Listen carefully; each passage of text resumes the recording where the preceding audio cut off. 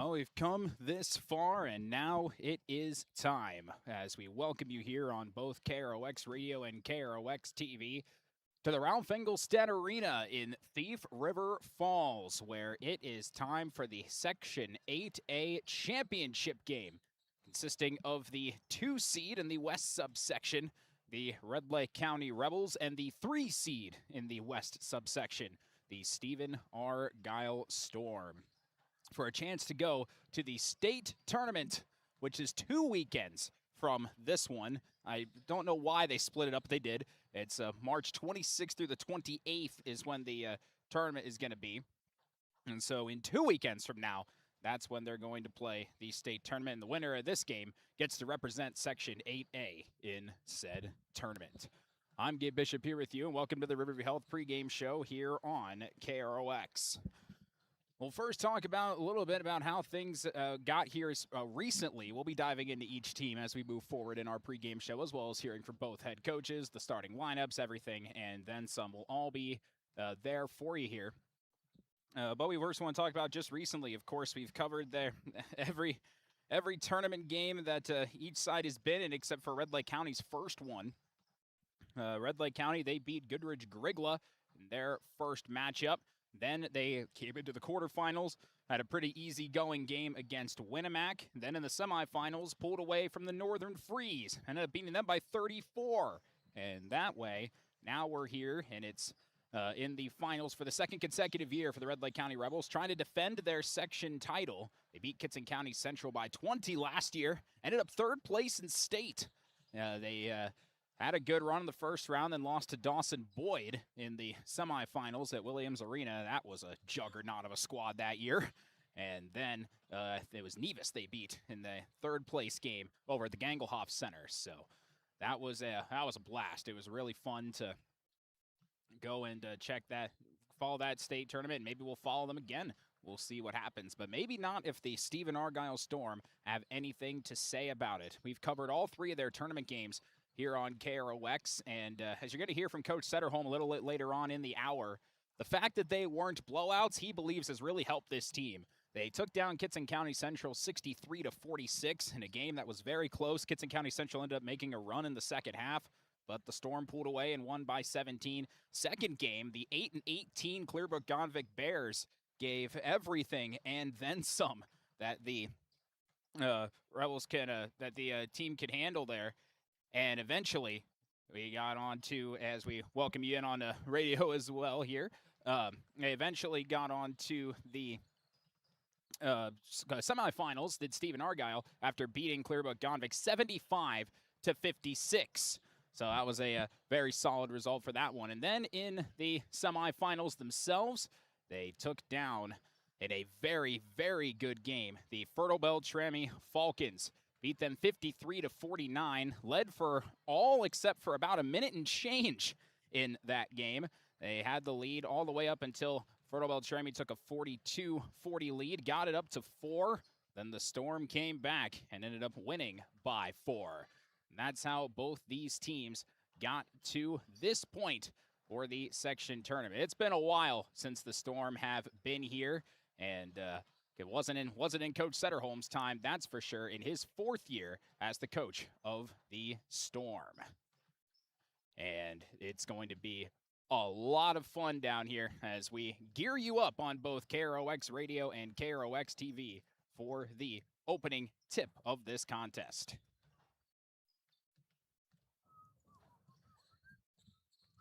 In terms of what we're going to be running through on our pregame show, we'll let you go through how these teams got here in full. These 2 teams played 3 times this year, 2 earlier in the year, and then 1 in the North Star Conference Championship game a few weeks ago. Their games have gone completely different. We'll talk all about that, and then later on here in the second half of our pregame show, hear from both head coaches, Steve Fillion and Reese Setterholm.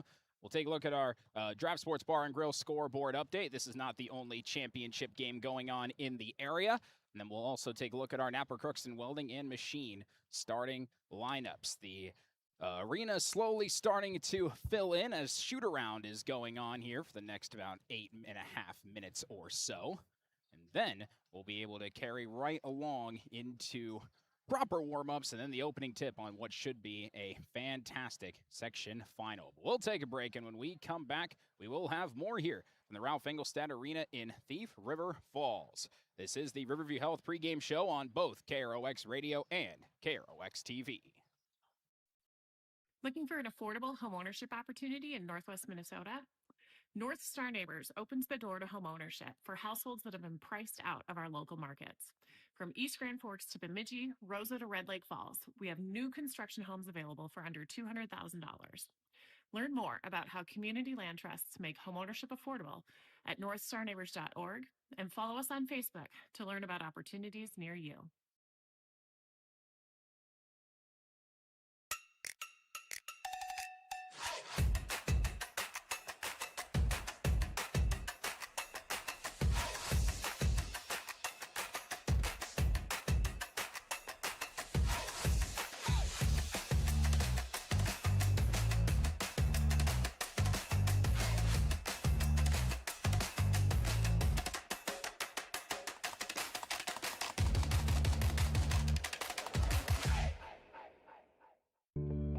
I don't think that everybody wants to lead necessarily, but everybody wants to be a part of a team, and I think we provide that.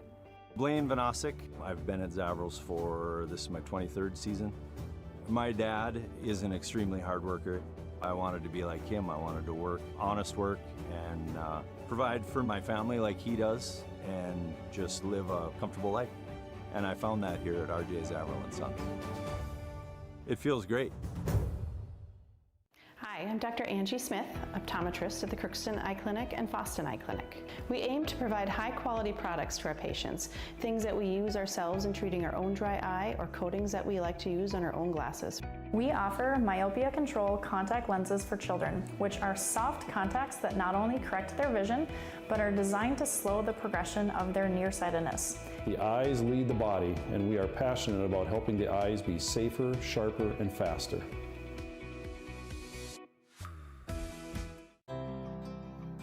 This is Lindsay Erdman, Executive Director at Benedictine Living Community of Crookston.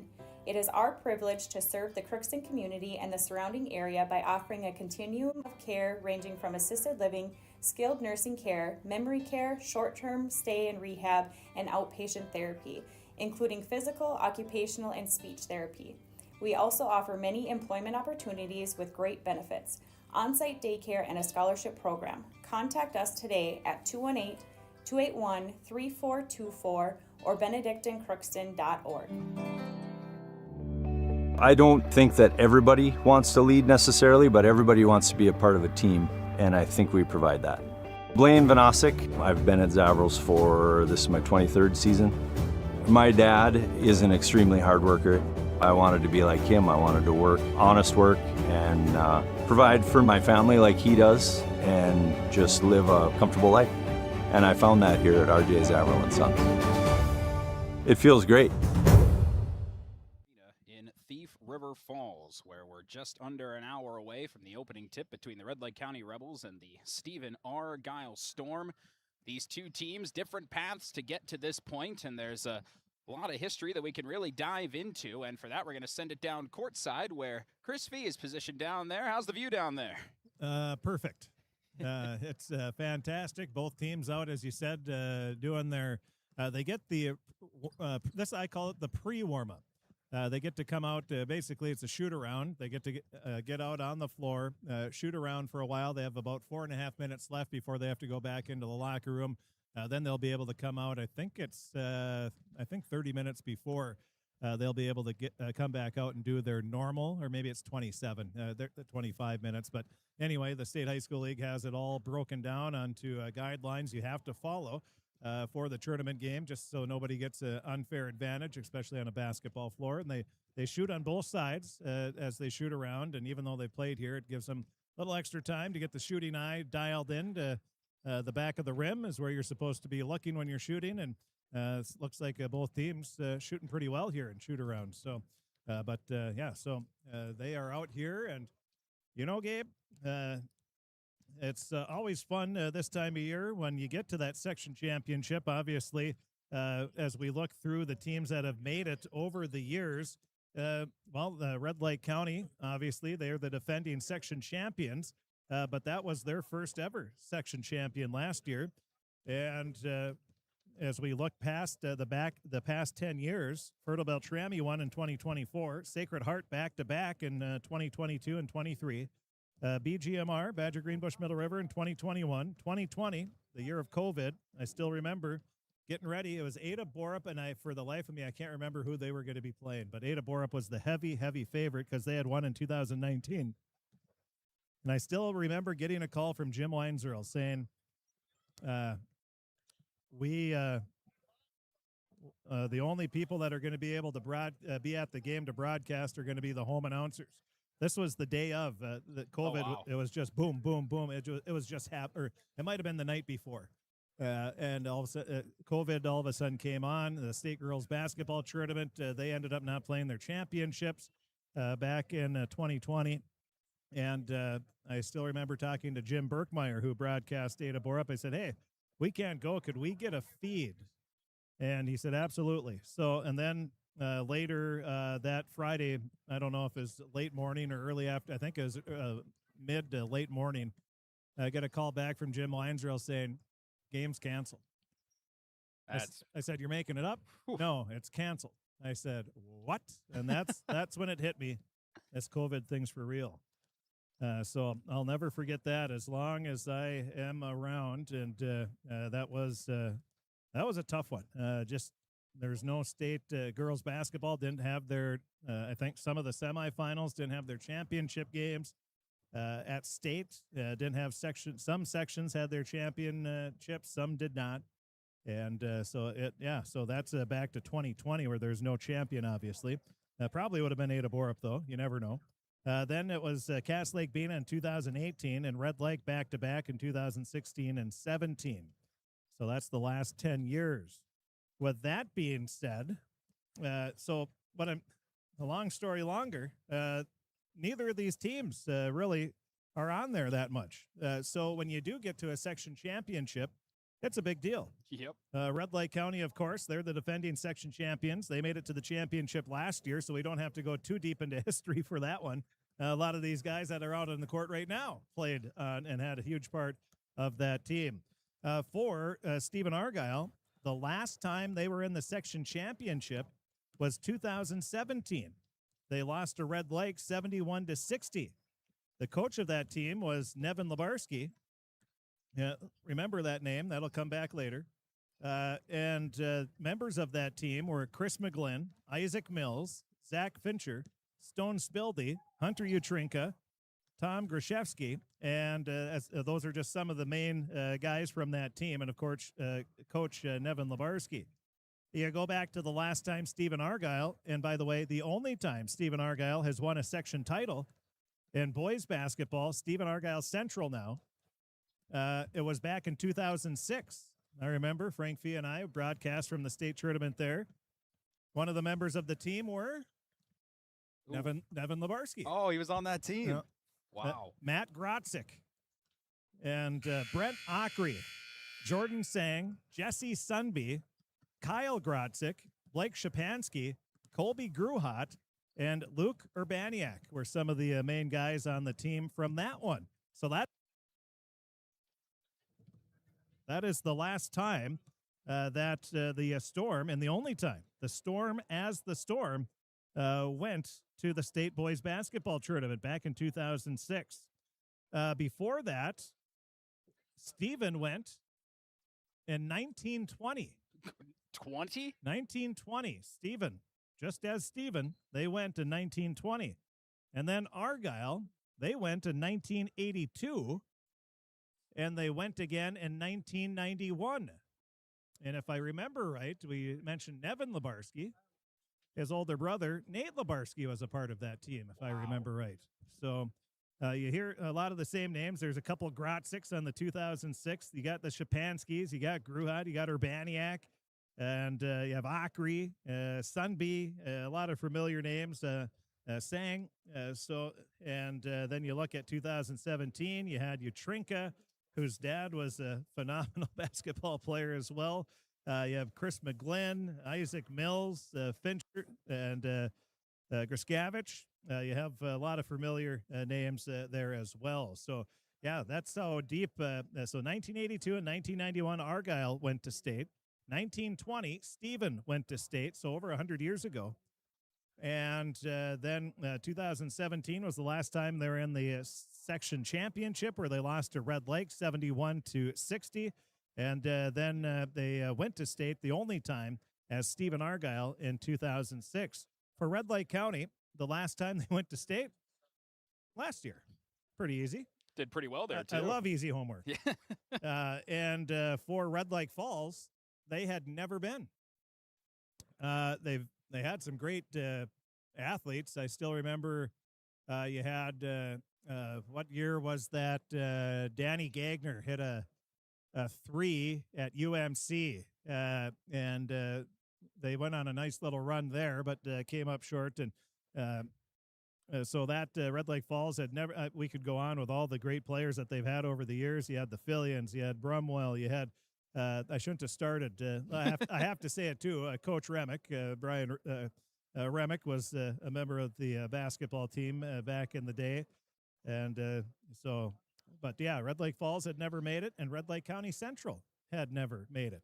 So last year was the first time that Red Lake Falls, Oakley, Plummer, Red Lake County Central, that's the first time they had ever made it to state basketball. And that was last year. And then all they did was finish third. What a performance that was for the boys last year. And speaking of last year in the section tournament, we had, this is how it went. How did the Red Lake County get there? It was Red Lake County. They beat Goodrich Grigla in the quarterfinals, or the first round, 88-41. Then they beat Foston 75-47. And then in the semifinals, and they beat Stephen-Argyle 60-42. By the way, that was the closest game that Red Lake County had in this section tournament last year, because then they beat Kitson County Central 68-40 and were the section champions. Stephen-Argyle Central, the Storm, they beat Sacred Heart in the first round. It was an upset as far as seeding goes, according to the QRF, 57-44. Stephen-Argyle was the number 6 seed. Sacred Heart was the 3. And then Stephen-Argyle beat Red Lake. Red Lake, by the way, was the number 2 seed in the East. They beat them 84-52, but then they fell to the high-flying and red-hot Red Lake County Rebels, 60-42. So that's what happened last year. So that's just a little history between the two programs, and also what happened last year. So always interesting to see. And, of course, what the Red Lake County team, Owen Shervestead was one of the members. You had Powers, you had, I should have brought the list in front of me here, but of course you had many members, Ethan Johnson that are on the team now, Halverson, Giesecke, Gollingsrud, then you have the Vettelsons played a little, Nick Suki, Connor Duden, of course, who's going to be going to Bemidji State next year to play, Bramer, Thor Thompson, they all got some time in the state tournament last year. So those are just some of the members from the last time, which was last year that Red Lake County made it to state. They're looking to make it 2 times in a row, which hasn't been done, well, for a couple of years anyway. Sacred Heart did it in 22 and 23. And we can, that just gives you a whole summary of just how the West subsection has been in control really since the turn of the decade. And I don't know if that's going to stop anytime soon. No, well, it's we have a lot of seniors on these teams, and that's going to be interesting to see who jumps up next year. I would say the Northern Freeze, you have Sacred Heart. Obviously, we're not going to go too deep into the weeds here on who's going to be good next year. But a lot of teams lose some outstanding players. And the two teams that are playing in this championship game, no surprise, they're senior dominated. And so you just say, at tournament time, the seniors need to step up. Well, they've done that. They're here. And it has been, I've been fortunate enough to watch, both of these senior groups. My son, Carter, plays for Crookston High School, of course. And I've been able to, I think every tournament we went to from 3rd grade on up, I think we played Stephen-Argyle. I'm pretty positive. It's like, come on. you can't give us these guys again. These guys are ridiculous. They were a team when I remember watching them, and I think it was 3rd or 4th grade, and I'm like, oh, this is good news for Storm. The Storm, this team's good. I mean, they were so skilled at a young age, and give credit to the coaching, of course. And Coach Setterholm's been with them all the way up. Obviously, his son plays, but also the parents, and obviously they had a ball in their hands at a young age because they were pretty tough. I remember Andrews Thompson was tough at a young age. I mean, they all were. That was before they had anybody 6'10" on the team too. But they have an outstanding senior group, and they were impressive at a young age, and they've just carried that on. So hats off to them to continue to plug away. And even though losing in the semifinals last year to the eventual section champion and state 3rd place finisher, but they have bounced back and got after it, and they've put themselves in great position to take on the Rebels this time in the championship.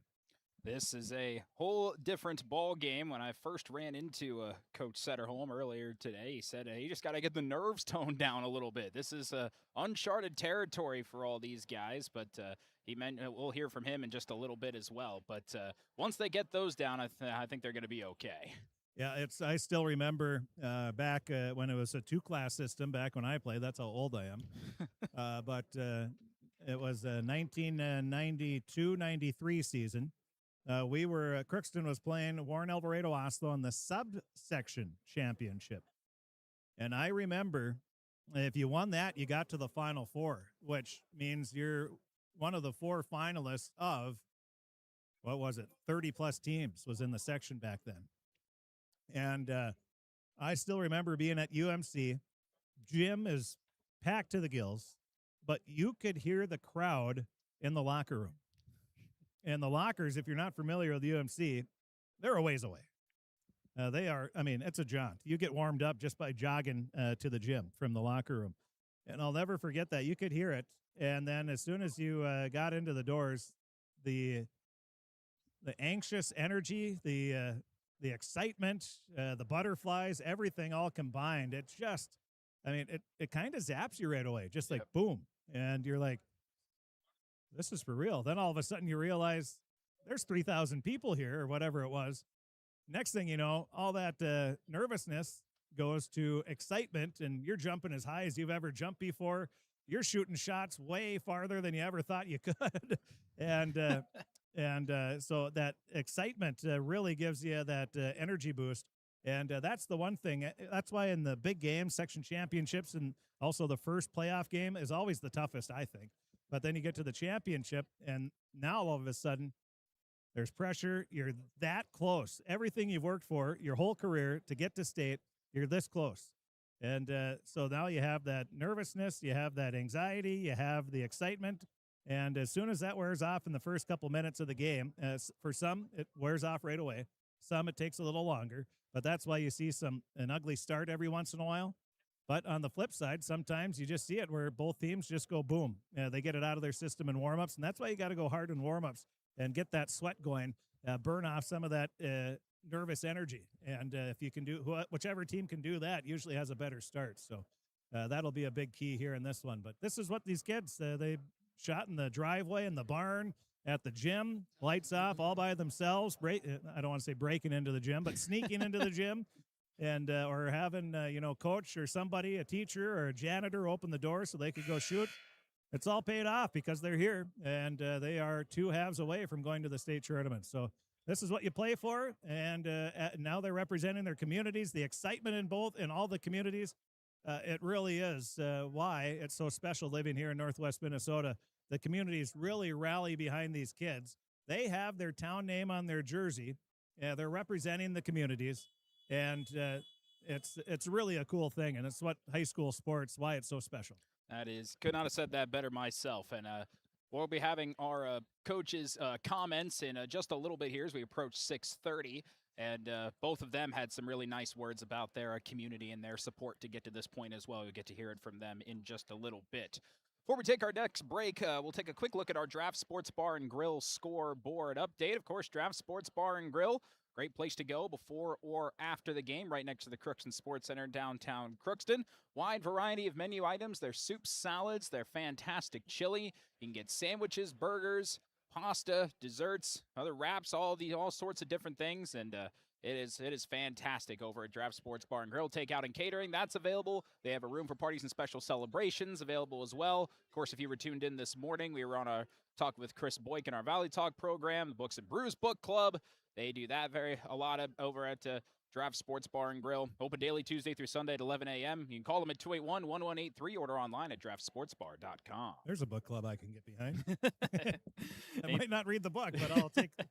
Yeah, is it the books or brews? I guess we need the tent on that. And I will just give a quick schedule update for tomorrow. I don't know. There's probably not many that were planning on going down to the state girls basketball championship games, but if you were, you're going to you might get home. You might not get home a little early. There's a pretty nasty storm that's supposed to be coming through, maybe dropping up to a foot of snow in central and southern Minnesota. But they moved the Class AA State Girls Basketball Championship game forward from 6 p.m. to 4:30 tomorrow. And then the 4A from 8 to 6:30. So they bumped those up a little bit to try to get the people home and a little earlier, hopefully before the storm comes. So yeah, I learned about that because my mom and sister are trying to fly up to from Columbus to come up to Crookston for a few days, but they're flying into Minneapolis, and now they might not be flying into Minneapolis. They might have to go somewhere else. Yeah, tell them Florida would be a good place. That might be pretty nice. That's for sure. On our Draft Sports Bar and Grill scoreboard update, when I first read the Draft Sports Bar and Grill promo message, it was 20-20 between Henning and Park Christian. Henning has now scored 8 points since we started that. They have a 28-20 lead with just about 3 minutes to go in the first half over Park Christian in the Section 6A championship over at Concordia College in Moorhead. This is nothing against Park Christian, but I would really like to see Henning play. They've been number one all season long, and that would be cool to see. Park Christian needed a bit of a last gasp to get there, one on a fadeaway buzzer beater to beat Pelican Rapids in the semifinals, which is a really cool thing to see. And they had to stop the students who were there from running onto the court, which I can't blame them. I mean, you hit a buzzer beater to go to the section championship. That's a pretty awesome moment. Yeah. No, I fault the kids none there. That's a perfect, normal reaction, and it actually made me happy. I firmly agree. If you're holding someone back because they're excited because something cool happened with your school or your community, I would never be mad at that. Yeah, that's not a problem. No, not at all. But we're also not security guys. They wouldn't want me at security. I'll tell you that. Go ahead. I'd rather not get trucked. But that game, a 6-point game right now as it approaches halftime. 8 o'clock will be the AA championship with Staples Motley. They needed double overtime to take down Osakis 75-69. They're playing the team that knocked out the Pirates, who could shoot the lights out. And though they might not have been the best team, they're the hottest team right now, and that's Perham, the Yellow Jackets, who have they are on a roll right now, and they could make it so both their squads could be down in the state tournament. Well, they're it's just ridiculous. Their coaching, their assistant coach, Red Lake Falls fans would know him very well. Arlie Ohm is an assistant coach for Perham boys basketball. He coached at Red Lake Falls back when I was playing, back in 94, 95, and good guy. And then they have Gary Gruey, who was a longtime Pequot Lakes boys basketball coach who had several trips to state. It's ridiculous. That's an all-star group. It's just like, what in the world is going on in Perham? Oh, yeah, they have a beautiful gym and great school, but besides that, what else is going on? They have lakes and jeez. But no, that's their coaching staff. I would obviously you got Coach Spilley and you got Coach Setterholm here that are fantastic coaches, but the amount of knowledge that those guys have forgot is more than I'll ever even fathom. So that's they got a heck of a coaching crew, but they've got athletes. Perham always does, and with no hockey, you can do that. Exactly. So the Perham girls are at 4th place at the worst, as they got their first win as they took down Rochester Lords 66-63. We'll be talking about all those scores in just a little bit, but we'll take a break. It's just past 6:30 now, so when we come back, we will hear from both head coaches in this contest. The head coach of the Stephen-Argyle Storm, Coach Reese Setterholm, in his 4th year at the helm, and head coach of the Red Lake County Rebels, Coach Steve Fillion, a little bit more than that, 19 years over at the head coach of the Rebels. No, that's just with the Rebels. Yeah. 52 overall. Yeah, I think that's pretty good. That's more years than I've been alive. I'm 49. Does that surprise you? I mean, I don't want to age Coach Fillion, but I think he's in better shape than I know he's in better shape than I. We were just talking today when I was down talking to him how excited he is to get back to umpiring some softball. That's what he does in the spring, and he's looking forward to that. And so all of you section fans as well are going to see him on some fields come the spring. Yeah, you might be a good coach, but that's a ball. Yeah, stick to coaching, Fillion. Stick to your day job. It's jokes. Yeah, of course. Steve Fillion, one of the many great guys that we get to deal with on a night in and night out basis. So many good coaches in Northwest Minnesota, and that's probably one of my favorite parts of the jobs. The kids and the coaches and the ADs. There's a lot of great characters, great guys, great women, great people, and yeah, that's part of the fun of the job. Yeah, that's why we're here. It's the people. So we'll take a break, and when we come back, we'll hear from the head coach of the Stephen-Argyle Storm first, Coach Reese Centerholm. This is the Riverview Health pregame show on KROX Radio and KROX TV. Accidents happen. Illnesses happen.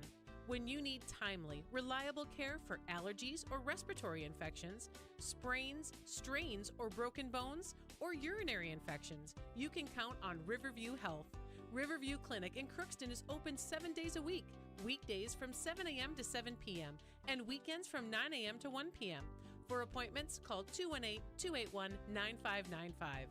When the unexpected happens, Riverview Health is here for you. Farming today doesn't always feel the same way it used to. Then again, some of it feels all the same. Maybe it isn't so much the jobs that changed, but how they get done. Now that's a different story. Efficiencies are critical, which is why you need a lender who will find the right loan structure for a strong financial future. You need a lender to look out for your whole farm operation. Ag Country.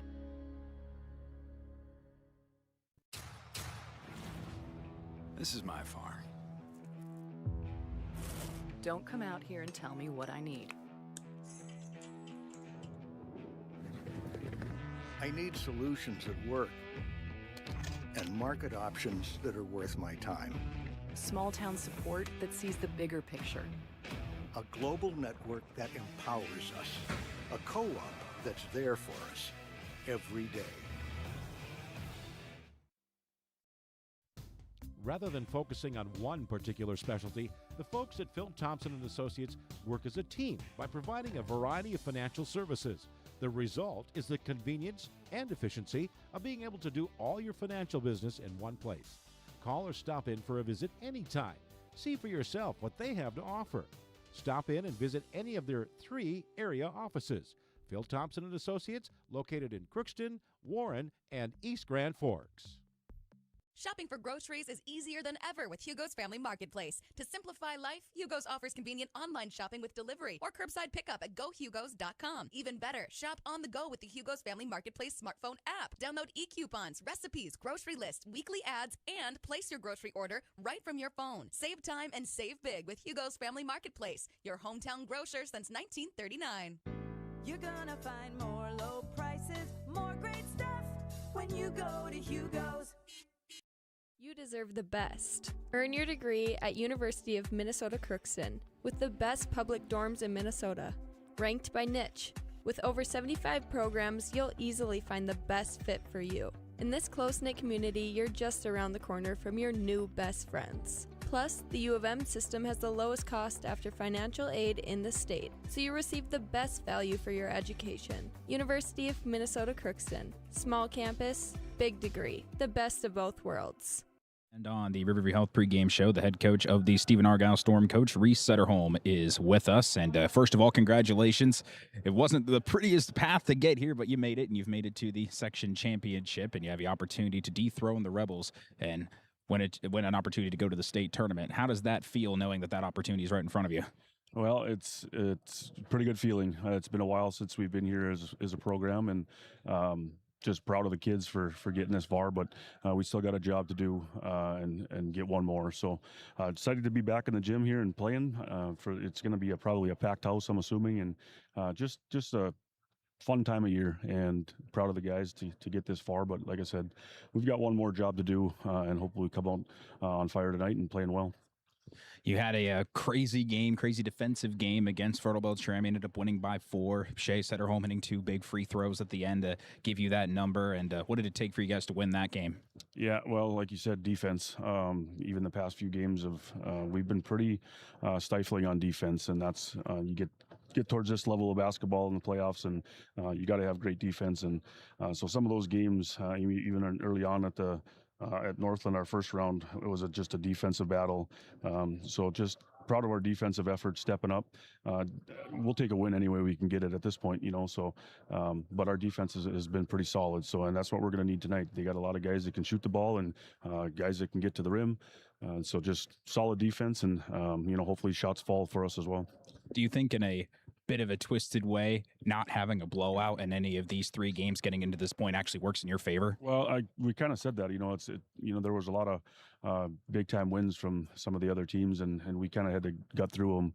And sometimes you learn more from that type of game, to where you're a little battle tested and have to figure things out on the court. And it's probably, going to come down to something similar like that tonight. So hopefully those last few games of ours have just kept our focus and helped to that banner. So. This is the 4th time you're playing the Rebels this year, 1-2 against them, but you did get them the last time around in pretty convincing fashion. What have you learned about this team from these 3 games that you've done against them? Yeah, I mean, the 2 early were obviously, I think we're a totally different team from way back then to now. The guys are playing a lot better basketball, shooting the ball a lot better.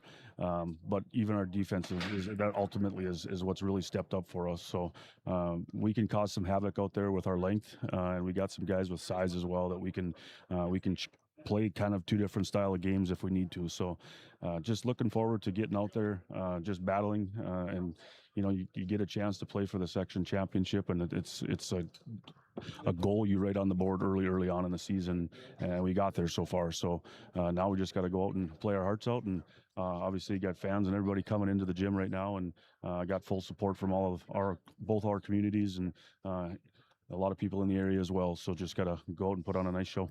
Let's talk some keys to the game defensively first. What do you got to do well on that side of the ball? Well, they're probably going to limit some of their 3-point shots to where they can't get on a roll. But we got to control the paint. They're going to try to get downhill and get in on some of their drives, but we got to contest about everything and limit them to 1 contested shot. They can't have 0 or second chance points. Just us being able to limit that is going to be a huge factor. So we got to rebound well, and we got to get the ball out of the paint and try to force them to the sides and make them take contested longer shots. But when they do get a shot off, we got to grab those rebounds and look to push. Then offensively, kind of same question there. What are some keys on that front? Yeah, I think last few games we watched film against Fertile, and I think our spacing was maybe not the greatest. So we went back and watched some film and kind of took a look at how we played that game and then how we played the last game against RLC. And some of our spacing just needs to be better, and some of that is just moving without the ball and helping a buddy get open. So I think we got some ideas for tonight, and I think the guys are ready to go. So move well without the ball, keep control of the ball. We got to limit our turnovers. I think the last time we played them, I think we only had maybe 7 turnovers. So that was another huge key factor that we got to, each possession that we get, we got to make it meaningful.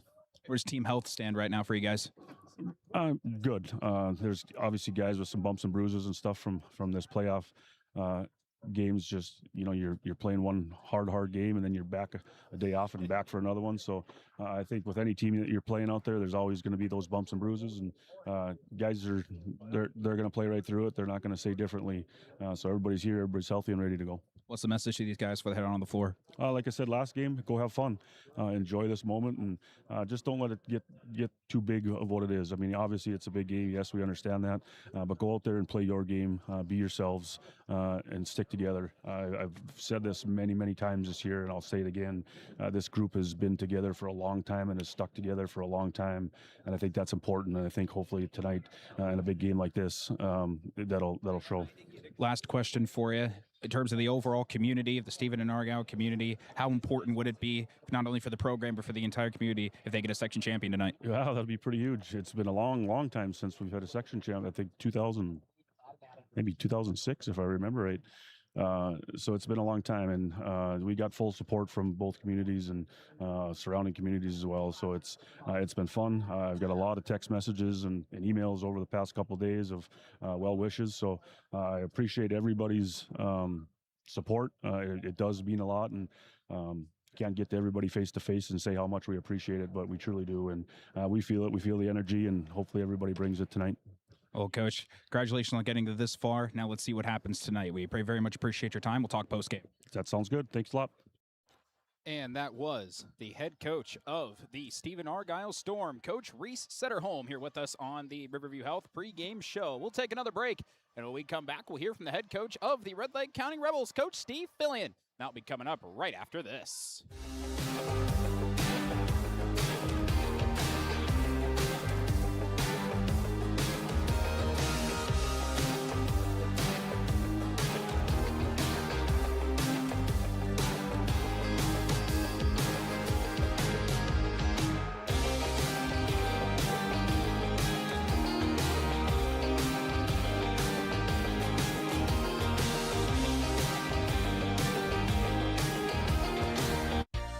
For all of your automotive service needs, call Christian Brothers Ford here in Crookston.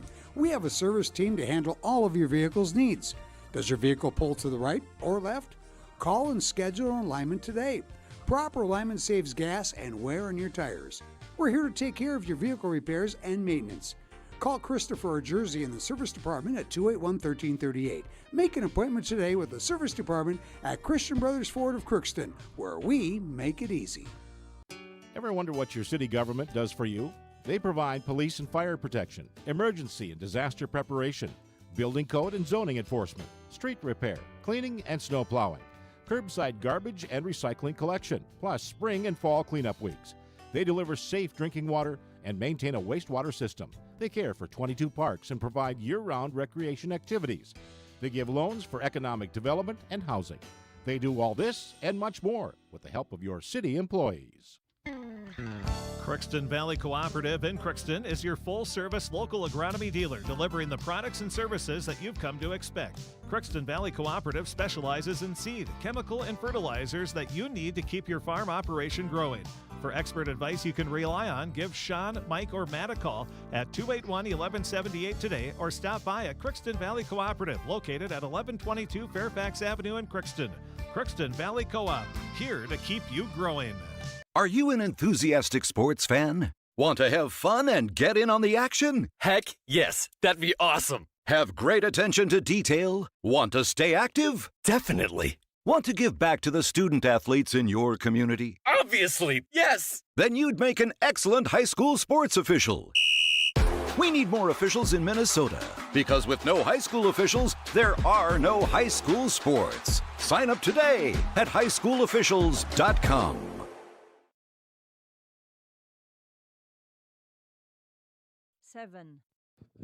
Here on the Riverview Health pregame show, the head coach of the Red Lake County Rebels, Coach Steve Fillion, is with us. Congratulations on making it back here for your second consecutive section final. Won the first one, now looking to do it again this time around. Did a pretty good job against the Northern Freeze, won by 34 on Wednesday. What did you like out of that game? Well, the Freeze is a good team, and they started off the game there. They went inside on us and got some buckets, and, we tightened that up a little bit, but at halftime, we got that 12-point lead, which was big, and then we built on it in the second half, which was huge. Seems like that outside shooting, especially throughout the course of the tournament, has been really essential to help you get to this point. Yeah, we spend a lot of time in practice shooting threes and shooting jump shots and all kinds of shooting stuff, so it's paying off. It was fun to see, though, in the quarterfinals, watching Nick get that 9-3 to set the school record, and then everybody else steps up and scores in the semifinals. So how are you feeling about the depth of this roster, especially trying to get another section title? Yeah, our depth is good. I mean, we've got some guys come off the bench. They don't get a lot of minutes, but they do what they're supposed to do, and that keeps our 5 starters fresh if they need a break. And we're fine with our depth. No problem. It's very rare that you play a team 4 times in a year, but that's kind of where we stand with the Storm. You beat them the first 2 times, and then they played in the conference championship where they beat you by 24. What have you learned about them and how they play in those 3 matchups? Well, I mean, all year long, we knew they were going to be probably one of the teams to beat for sure coming into the season. And, they struggled a little bit early in the season and straightened it out. And now they're playing, the way they can. They're tough. Like you say, we beat them a couple times early, and then they beat us pretty good in the conference championship game. And same thing happened last year. We beat Kitson twice, and then we played them in the conference championship game and got beat by about 20. So... Well, I guess if you follow patterns, then this one might work out pretty well for you. Yeah, hopefully. Hopefully it's the same thing. Well, let's talk keys then. Against this Stephen-Argyle team, defensively first, what do you think you really need to do well on that side of the ball? Well, they got a lot of size on us for sure, and we're going to have to box out. And last time we played, they got a lot of open threes on us, so we were helping too much. And hopefully we can stop that. They got 3 guys that can shoot threes pretty steady, so we got to make sure we cover those guys for sure. Of course, they had Caden Panyak, one of their main post guys, get 6 blocks in that Fertile Treme game. Is that kind of a point of emphasis, especially on the offensive side of the ball? Yeah, he definitely can jump. He's a quick jumper, and he gets up really high, and he's probably 6'5" or 6'6", very athletic. So, yeah, I mean, if he's there, either got to, try to get around him or pass the ball back out, and hopefully a 3-pointer's open. Any other keys on offense or defense that we have not mentioned? Not really. I mean, we've got to, take care of the ball and get it to the guys that are open and let them shoot it. Where do we stand on team health coming into this game? All good. Good to go. In terms of team message, what are you going to tell these guys before they head on the floor? Go out and have fun and play as hard as you can. And then lastly, you get a lot of community support. The community comes out in spades to watch you guys play. How important would it be for that community to get your second in a row? It'd be awesome for them. Our support has been, spectacular. You can see the people at the games and a lot of blue, and it'd be great for them, the community. I mean, they're really supporting well, so it'd be great. Them and a lot of cardboard cutouts that they've got, too. You guys have gone to town on those. Oh, really? I don't try not to look in the crowd, but yeah, I suppose. Well, Coach, I'm really excited to see what happens in this one. Best of luck, too, and we'll talk post-game. Thanks, Gabe. Appreciate it. And that was the head coach of the Red Lake County Rebels. That was Coach Steve Fillion with us on the Riverview Health pregame show. We'll take one more break as the teams wrap up, and when we come back, we'll take a look at our Napper Crookston Welding and Machine starting lineups. That'll be coming up right after this. You are in tune to the Riverview Health pregame show on KROX Radio and KROX TV. Your local Ace has it all, the full line of Ego outdoor power, and we're here to help. So shop in store or online for curbside pickup or same-day delivery. With Ace, getting the Ego products you want has never been easier. Ace is the place with the helpful hardware, folks. For over 45 years, Grove Mechanical has been the trusted choice for heating and cooling solutions in Crookston and the surrounding communities. From furnace repairs to air conditioning installations, we're committed to keeping your home comfortable year-round. We're proud to support this community and all its athletes. Best of luck to the Crookston Pirates this season. Grove Mechanical is behind you all the way. Looking for some family fun? Come to Happy Joe's Pizza and Ice Cream. Sizzling hot, made-to-order pizza with all your favorite toppings. Cool off with our delicious hand-scooped ice cream. So many flavors and so much fun. And don't forget our game room, packed with excitement for kids of all ages. Happy Joe's Pizza and Ice Cream, Crookston, Minnesota. Call us or stop by today.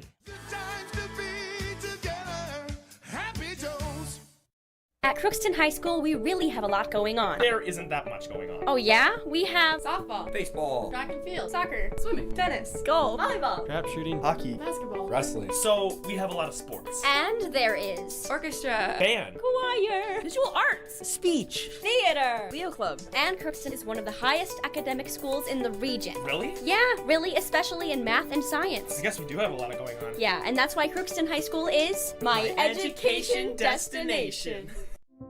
You've been waiting for a chance to do something that matters, something big without a big price tag. Welcome to Northland Community and Technical College. Here you can have a big impact on a small campus, in classrooms that mirror today's workplace, with instructors who teach from experience and know you by name. You've been waiting for a place like this. Are you ready?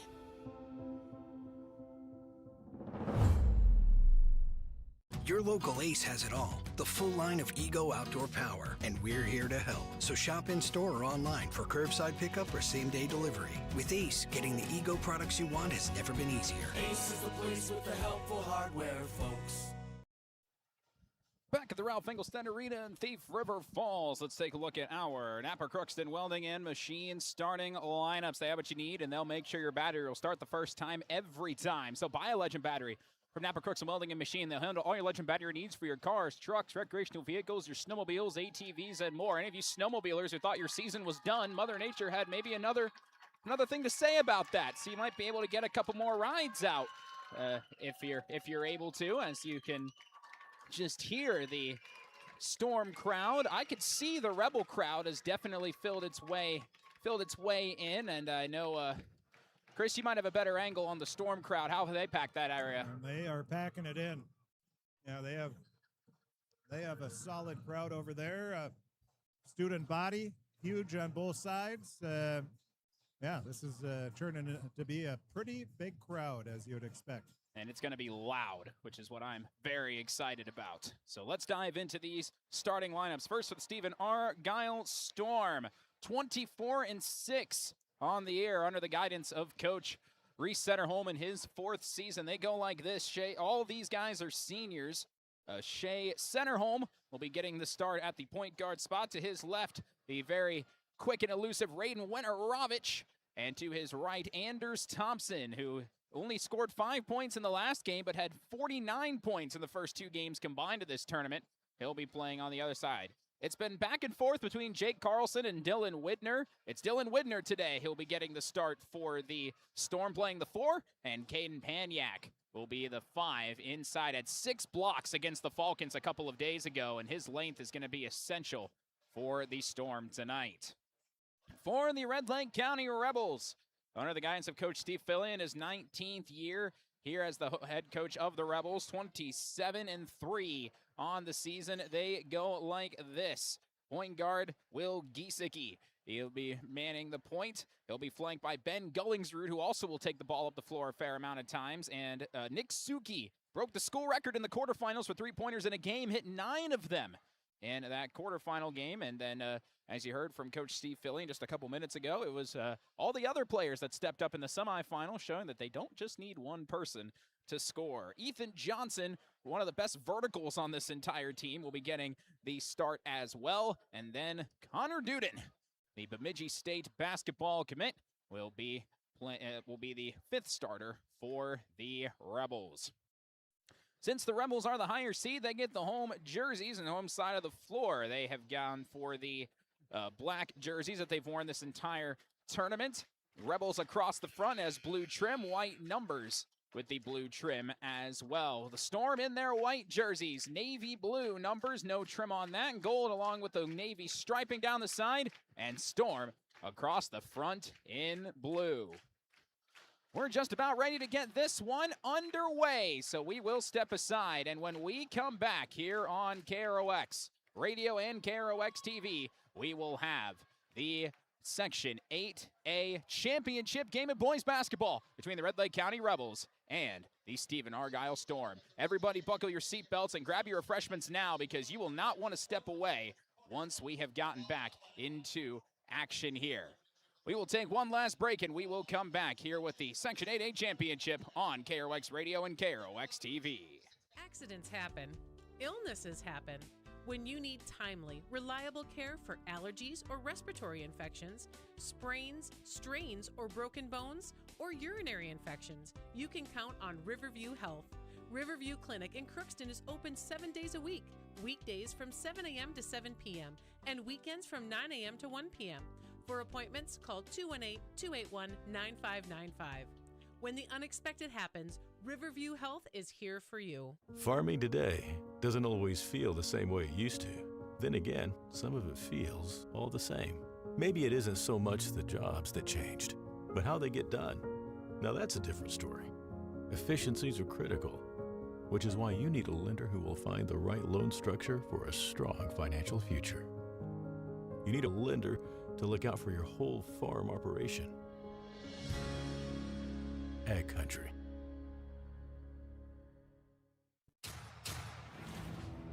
This is my farm. Don't come out here and tell me what I need.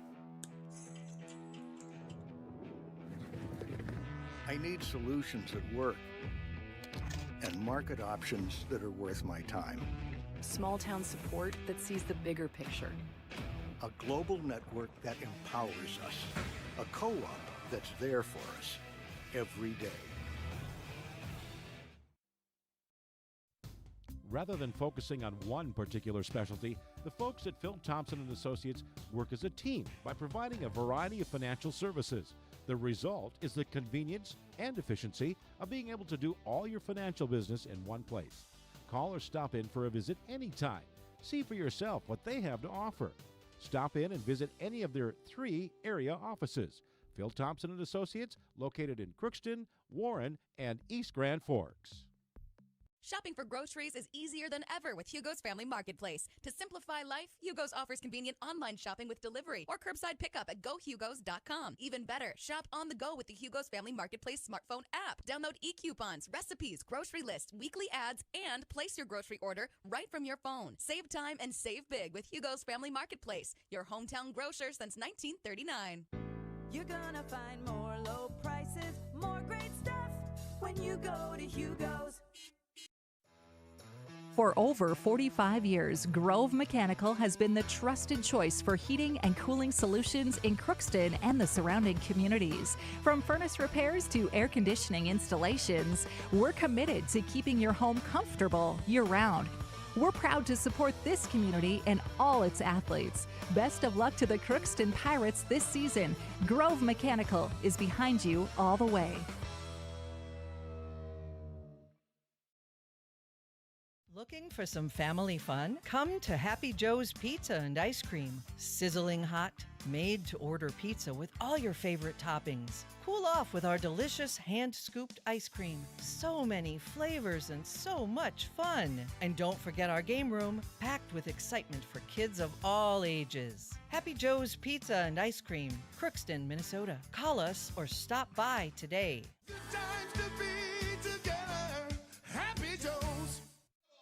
We welcome you back here to the Ralph Englestad Arena in Thief River Falls. We're ready to get this game going between the Stephen-Argyle Storm and the Red Lake County Rebels. Public Address announcer Reed Froyland reading the rest of the lineups here. And we're about ready to get this one going. We should mention, too, that our officials tonight are Rick Kehoe from Bemidji, Brady Solom down from the Barnesville area, and Jonathan Pearson from up north, JP, as they know him. And, well, we'll see. Well, I'm going with a pretty good crew. We're going to go with that. We'll see at the end of the game. Well, if it... No, just kidding. they are here for a reason, just as these players are, these officials are as well. And just like, well, we have a comparison to last week's section title game where shoulder checks weren't called. Let's see what happens in this one. Oh, we see our good friend from the Grand Forks Herald, Eric Hilden is here, one of the best photographers you'll find. He's here snapping pictures. And I should say this in honor of my uncle, Kevin Fee, who passed away earlier this year. There's a storm warning. He's looking down and watching this game. He loved that headline in the Herald for the state football championship. Storm win the opening tip, and let's play in the section championship. Storm moving right to left, and the Rebels moving left to right. Ball quickly down low to Raiden Winterovich. One-on-one with Ben Gullingsrud. Spinning inside, muscles his way in. Too strong. Rebound by Dylan Widner. Muscles his way forward, tries to put one up. That's short, and another rebound by Connor Duden. So a couple chances for the Storm on their first possession. That doesn't go well for them, and now Suki's got it on the right side. Gives it off to Will Giesecke. Guarded by Raiden Winterovich. Setterholm is on Gullingsrud. We have Panyak on Connor Duden. Then Anders Thompson on Nick Suki. And Ethan Johnson, who's going to fire three over Dylan Widner and drill it. And those are the first 3 points of the game as the Rebels, who have been lights out from three in this tournament, get the first three. Ball quickly will move over to Shea Setterholm. Then back to Raiden Winterovich. Once Anders Thompson gives it off to Setterholm. Setterholm to the high post, handed off Dylan Widner. Trying to split the defense, lost the ball, gets it back, needs some help, gets it out, Anders Thompson. Shot fake, trying to split the defense, lost the ball, it's taken away by Suki. Suki 2-on-2, and he'll slow the pace down here. And bring it up top, Ben Gullingsrud. Move it over Giesecke. Giesecke over to Connor Duden. Paniak face guarding him all the way out near the logo. I would too. He is lethal from out there. Now we'll drive. Duden high off the glass and good. Spun it around the hand of Paniak. A quick 5-0 lead for the Rebels. Minute and a half gone by. First half. With the ball center home and move it over to Winarovich. Looks to drive, dish it off, Dylan Widner. Widner inside, off to Paniak. He tries to muscles in and he lost the ball. But maybe these nerves are definitely a real thing for the Storm in these first couple of minutes. The Rebels, they've been here before and they won it last year. Outside Giesecke. Ethan Johnson backing in, swing pass, it stays inbound. Suki will drive, tough to the rack, no good. Fight for the rebound, Paniak's got it. Back the other way comes Shea Setterholm. Just get that first bucket. Now leave a monkey off your back. Giesecke tries to steal it. Raiden Winarovich is there to help. Dylan Widner will fire a three. That's no good. Long rebound by Raiden Winarovich. Moving in, kick out. Thompson open three. No. Raiden Winarovich tips it. Loose ball through the legs of Paniak. He'll track it down. A third opportunity for the Storm. Raiden Winarovich now. He'll drive. Spin. Puts one up. Draws a foul. It's short. And he'll go to the line for two to try and get the Storm on the board. Well, they're going Winarovich. Two of the first three trips, they've gone inside where he's going against Gullingsrud, and he's battling in there. Gullingsrud has played some great defense, but that time just a little too much body. And it's a good idea if you're Stephen-Argyle. Try to pound it inside, even though Carlson, the 6'10", center, is not in. But you have the height advantage with Winarovich on Gullingsrud, and he misses the first free throw. Winarovich now just spins the ball, doesn't dribble it. Missed them both. Giesecke with the board. Winarovich had a few free throw misses Wednesday night as well. Kept the Falcons in the game for as long as they did. Here's a loose ball. Duden, and this will be a jump ball. Yes, it will. Possession arrow to the Rebels. Duden got tackled virtually by Shea Setterholm, who dove for the ball and just landed on his back. They don't call anything on that. Well, as you'd expect, great hustle by both teams early on. That's why they're here. It's nonstop hustle for them. Gullingsrud will inbound it to Giesecke. Will Giesecke guarded by Winarovich. Creates some space. Now has Setterholm on him. Giesecke drives, kicks out. Gullingsrud contested three, an air ball. Paniak and Duden fight for the board, and Paniak's got it. Oh, nearly thrown away. Great save by Dylan Widner. On a pass that was a bit too far for him, but he's got it back now. Spins around Suki. Dylan Widner to the rack. Oh, he missed the layup. They are cold to start. Rebound to Connor Duden. 3 minutes gone by first half. It's 5-0. Travel on Suchi. Back the other way. Yeah, Suki took the extra a little step before he put the ball down, and the travel called. But Stephen-Argyle, they trail only 5-0, and right now everything seems to be a little short. And on that layup, I think Widner was so wide open, he didn't expect to be that open. I would firmly agree on that. And again, it's one of those situations, you see one fall, that's going to help so much. They just got to get one in here. Winarovich on the right side. Out to Paniak. Left wing, Shea Setterholm. Off the screen from Paniak. Setterholm lost the ball. Gets it back. And we'll kick it back out. Raiden Winarovich. Winarovich looks to drive. Back outside. Thompson, open three. That's good! Anders Thompson drills one from downtown. That's his 11th three-pointer of the tournament. And 5-3 our score now. Rebels moving quickly. Gullingsrud back to Duden. Paniak using those long arms. Now they got to rotate. And they left Gullingsrud open. Setterholm tries to contest, and they say he hit him on the hand. No good on the three-point attempt, but Gullingsrud will have a chance at 3 free throws. Yeah, you got him on the hand on the follow-through, and that's going to be 3 free throws for Gullingsrud, and that is a foul that obviously you don't want to commit, but at the same time, it was one of those things where the follow-through went deeper than I think it normally would, and you got the hand, and you have to call it. But if you're the Storm, the first missed free throw means you do get less than what could have been. Second free throw is good for Gullingsrud. Substitution in Jake Carlson. Here comes Mr. 6'10" man himself with the mask over his nose after a broken late January. He's now in for Dylan Widner. Well, if you're Stephen-Argyle, I was talking in the pregame show about that nerves and the anxiety, the anxiousness, and everything that goes with it. I think we're seeing that from Stephen-Argyle in the first minutes. So that first three-pointer by Thompson was huge. 2 out of 3 for Gullingsrud. It's 7-3 Rebels with 14 minutes to go in the first half. Thankfully for the Storm, you still got ample amounts of time. Top of the key, Shea Setterholm, guarded by Giesecke. Move it over to Raiden Winterovich. Down low, Carlson. Foul, good! And one. The Rebels tried to send more help over to the big man who looms over everybody. And he puts that in, plus the foul on Suki. Well, that's what you want to do. You got your 6'10 guy. It's a little bit of a mismatch. Well, not a little. It's a big mismatch on the offensive end. But then on the flip side, people are saying, well, why didn't he start? Well, it's a disadvantage for him. When I was 6'6", I hated guarding a guard, and now that's what he's going to have to do against Red Lake County on the defensive end. So it's a mismatch both ways. He does make the free throw. They put him on Ethan Johnson, who's the tallest guy out there, but he's very athletic. Ball's loose, picked up by Suki. Back out to Johnson, who hit the first three of the game. Working one-on-one on Carlson. Crossover. Carlson comes to help. Doesn't matter. Ethan Johnson lays it up and in. And it's 9-6 Rebels with 13.5 minutes to go. They come out in a bit of a faux-looking full-court press, broken easily by the Storm. With Winterovich, he'll move it over to Thompson. They wanted Carlson. Now it's up top Paniak. Paniak to Carlson.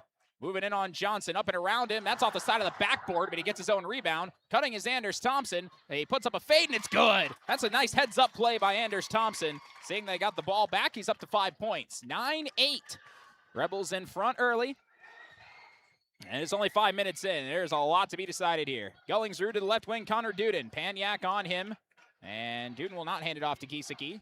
Paniak is all the way out. They are not giving him any space, but he gets some off the screen, gets fouled, and drills the three. So they are lunging on these three-pointers. That's the second one they've caught a foul for. That's the first foul on Paniak, and a chance at a 4-point play for the Bemidji State man. One thing that you're taught, never foul a jump shooter. That's a cardinal sin. And they've done it twice now. Stephen-Argyle has, and a chance for a rare 4-point play for Duden. Got it. Connor Duden with 6 points. 13-8 our score. Matches 5-0 as the largest lead for the Rebels to open up this contest. Here's Shea Setterholm. Once Carlson gets it to Paniak. Paniak left wing, Anders Thompson. Atlee Vedelson, who just came into the game, is on him. Here's Raiden Winterovich driving on Duden. Kick it back outside and then move it to the right wing and Paniak. Paniak, jump stop, kick out, Setterholm. Setterholm down to Raiden Winterovich, one-on-one with Duden. Here comes some help defense. Kick out, Thompson, open three. Got it! Anders Thompson is feeling it right now. He's got 8 points. 13-11 with 12-12 remaining. Atlee Vedelson is a sharp shooter. He came in for Suki. Here is Duden. Double team comes over. Now Gullingsrud's open. Can't do that! Drills a three. And it's 16-11. Gullingsrud's got 5. That's so dangerous to double any of these Rebels. 5-point lead now. Shea Setterholm. Outside, a little pitch to Thompson. Free throw line jumper. Good. He's got 10 of the team's 13 points. 16-13. Here's Giesecke. Thinking about going one-on-one with Winterovich. He doesn't. Over to Duden. They're not taking Paniak off of him unless it's a screen. Duden contested over Setterholm. No. Long rebound to Ben Gullingsrud, excuse me. Kick out. Johnson is wide open for three. His second of the day. And both teams are now starting to make some shots. It's a 6-point Rebel lead at 19-13. So we approach 11 minutes to go. Winterovich, full head of steam, gives it off to Paniak. Muscles his way in and gets it to go over top of Connor Duden. Paniak's first points of the day, 19-15.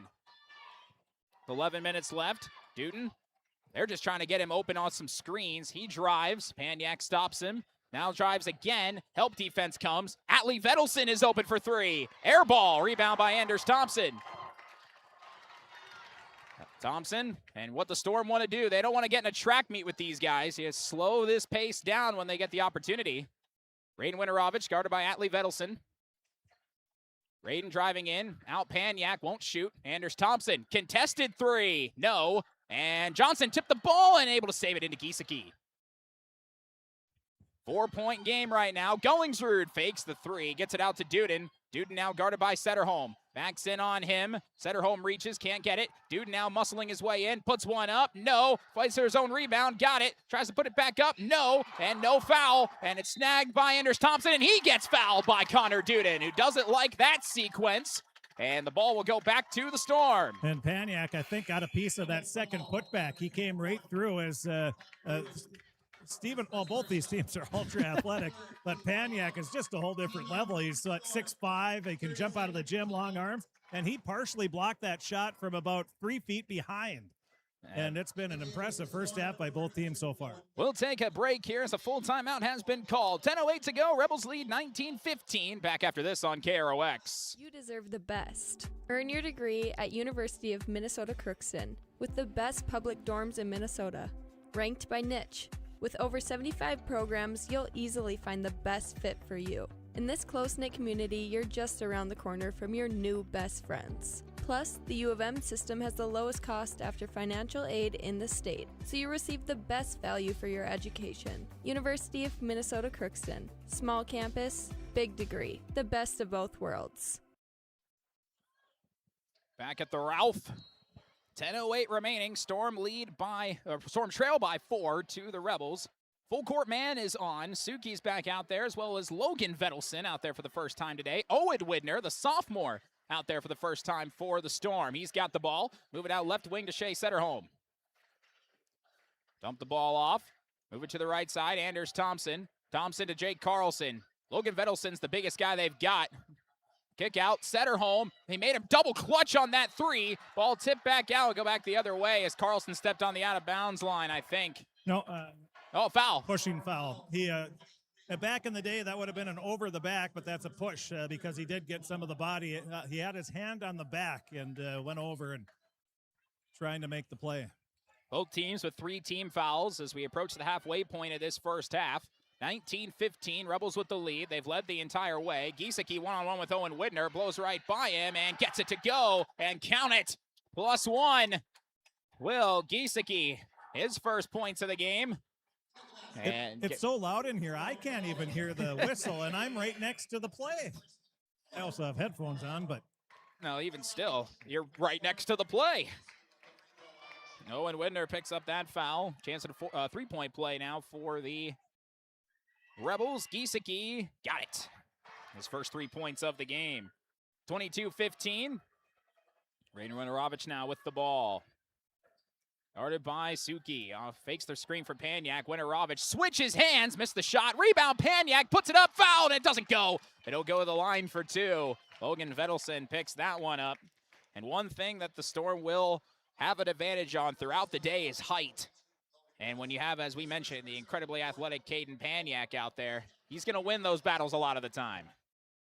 Well, and they just, not only height, but the athleticism that they have. And Red Lake County has maybe equal athleticism, but they're giving up about 3-4 inches in some of the spots. We're not even going to talk about the inches they're giving up to Carlson, but it's they're battling. And with defense, if you get you don't let them get to the position, and you can win the defensive battle. Paniak made the first, missed the second, but they got the rebound back. So good chance here. Paniak over to Winarovich.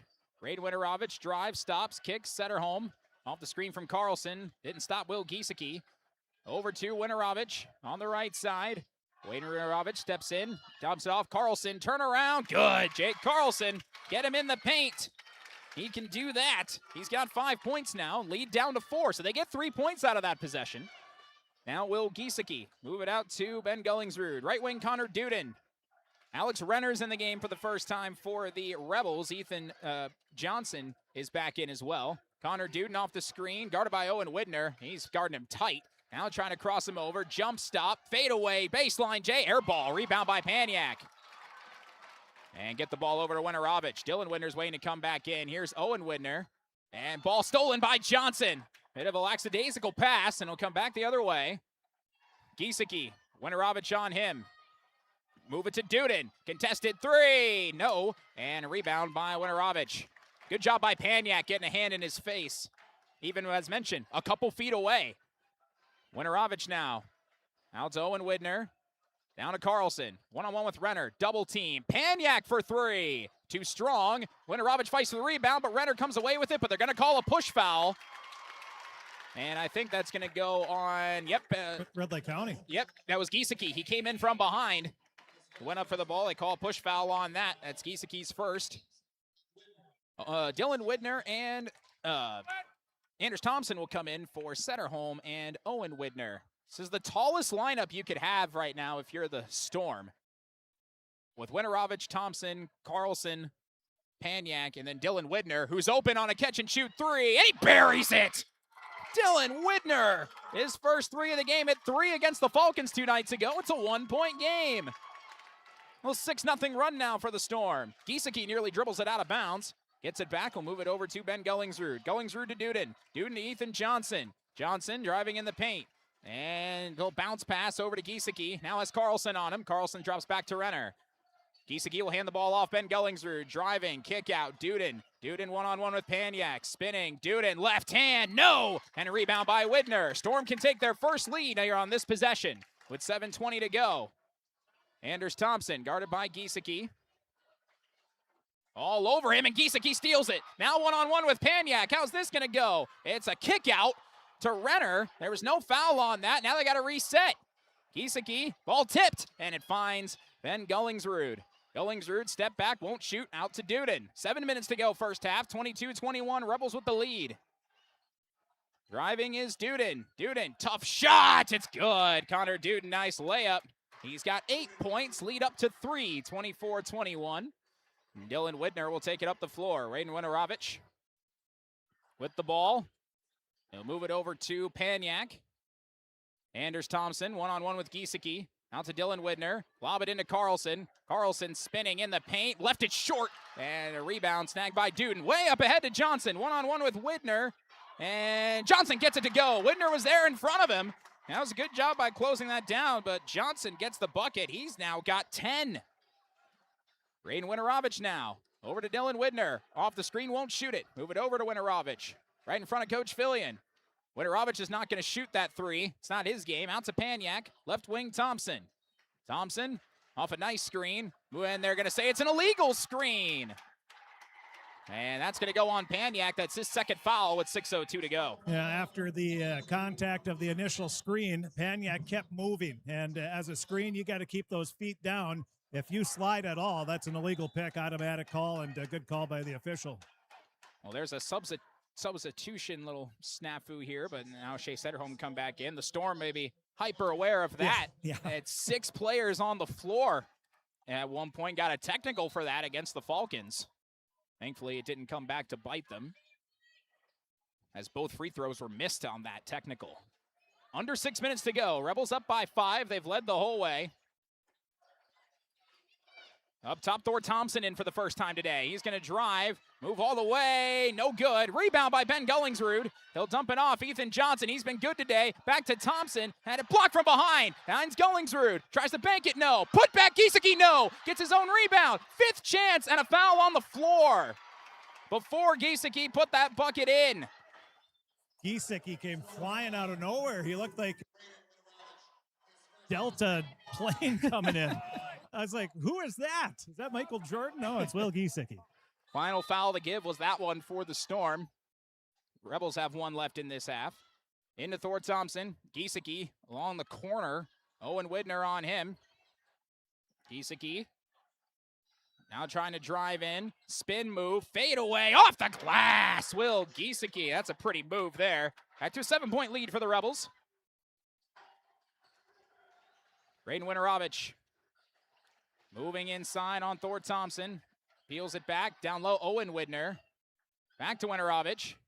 Winarovich, jump stop. Dylan Widner for 3. Got it! Big shot for Dylan Widner. His second 3 cut the lead down to 4 with 5 minutes to go. 28-24 our score. With both Paniak and Carlson on the bench, this is an opportunity to go inside if you're the Rebels. Connor Duden going to try and do just that. Step back, tough 2, no. Looked like he tried to draw a foul, doesn't work. Rebound by Owen Widner, gets it to Dylan Widner, then back to Shea Setterholm.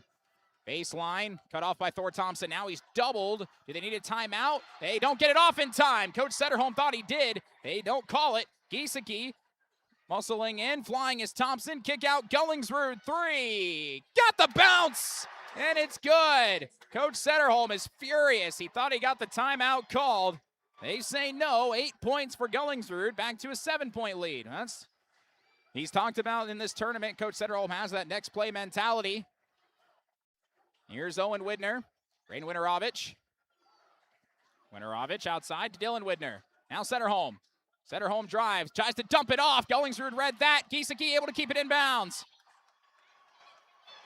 Well, Giesecke look out from behind, gets it out to Duden. Long three, good! Connor Duden.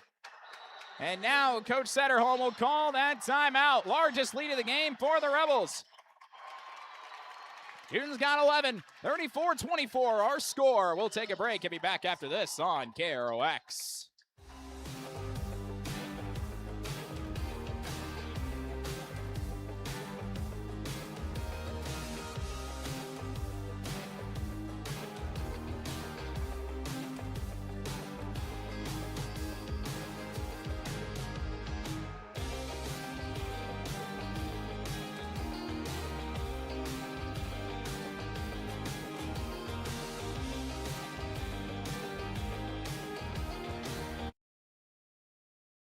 Ever wonder what your city government does for you?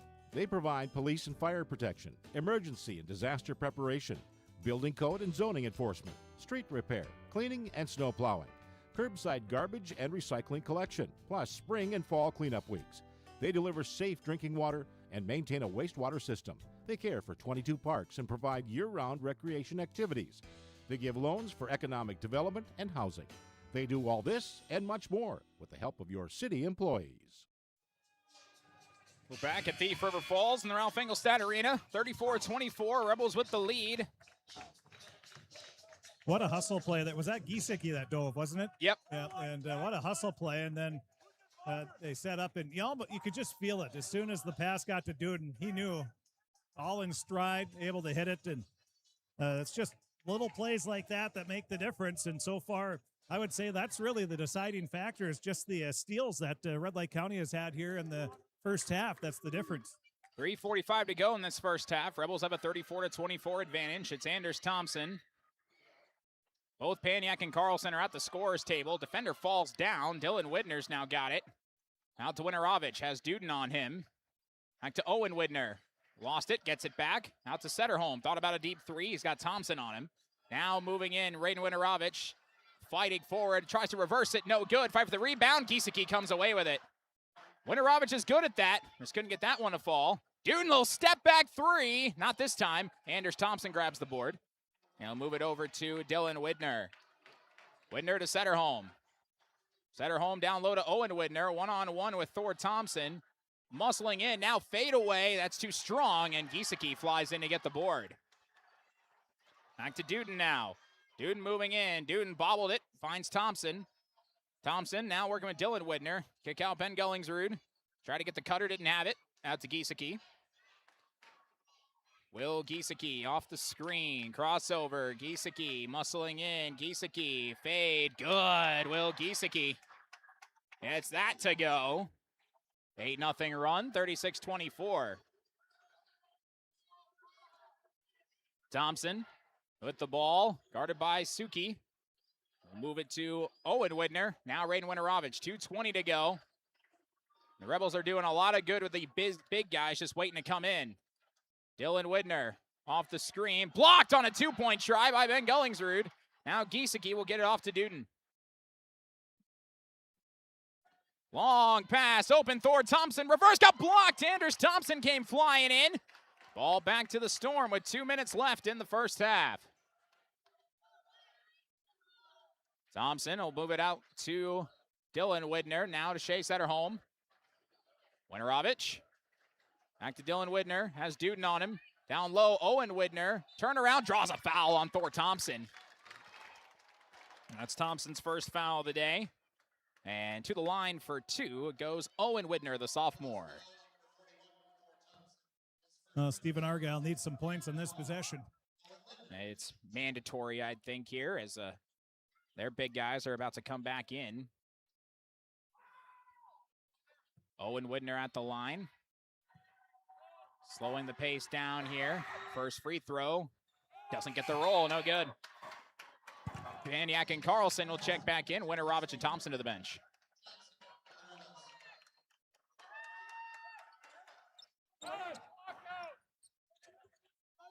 Well, The final minute 41, big for both teams. Can Red Lake County go on a little bit of a run to finish it? Can Stephen-Argyle finish on a nice little run? Owen Widner's second shot. No good again. Rebound will go to Johnson, and now Giesecke up the floor with a minute and a half to go. Owen Widner on him. To Duden with Paniak on him. Suki, Ethan Johnson, back to Giesecke, off the screen, gets some help. Duden for three, yep. Connor Duden can't miss right now. What else is new? 14 points, 39-24. Dylan Widner spins around Gullingsrud. Paniak gives the ball to Shea Setterholm. Setterholm inside, nice pass to Owen Widner. Got a shot fake and puts it up and in. Owen Widner's first points of the day. 1 minute to go, first half, 39-26. Rebels right now on a 13-2 run, since it was 28-24. Giesecke out Gullingsrud for three. No good. Rebound by Carlson. 11-second difference between shot clock and game clock. Behind the back there from Dylan Widner. Out to Paniak. Up to Owen Widner. He's got this mid-range shot. Back out Setterholm.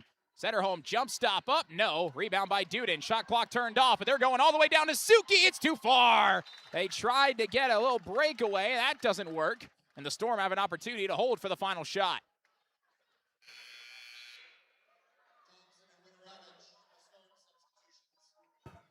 Well, fitting from the team, that's the defending state champion baseball team. They were going for a home run there. Didn't quite work the way they wanted it to. One shot potentially for the Storm. Anders Thompson back out there for it. He's got the ball. Paniak down low to Carlson. Carlson gets some help defense, turns around, got it to go. So he get the bucket. They just need points right now. He's got 7, but the Rebels can have the last shot. Giesecke with 8. Giesecke's guarded by Winarovich. Giesecke might not pass this ball. Giesecke with 2. Giesecke muscles one up. No. And the first half will come to a close. The Storm get the final 2 points of the half, but the Rebels go on a nice little spurt from 28-24 to 39-28. 11-4 run to end the half. They have an 11-point lead at the break. And we will take a break. We'll be coming back with our scoring and our Draft Sports Bar and Grill scoreboard update. We have a champion over in Section 6A. We'll tell you a little bit about that and what you can expect coming up for the weekend as well. So we'll take a break and be back right after this on KROX Radio and KROX TV.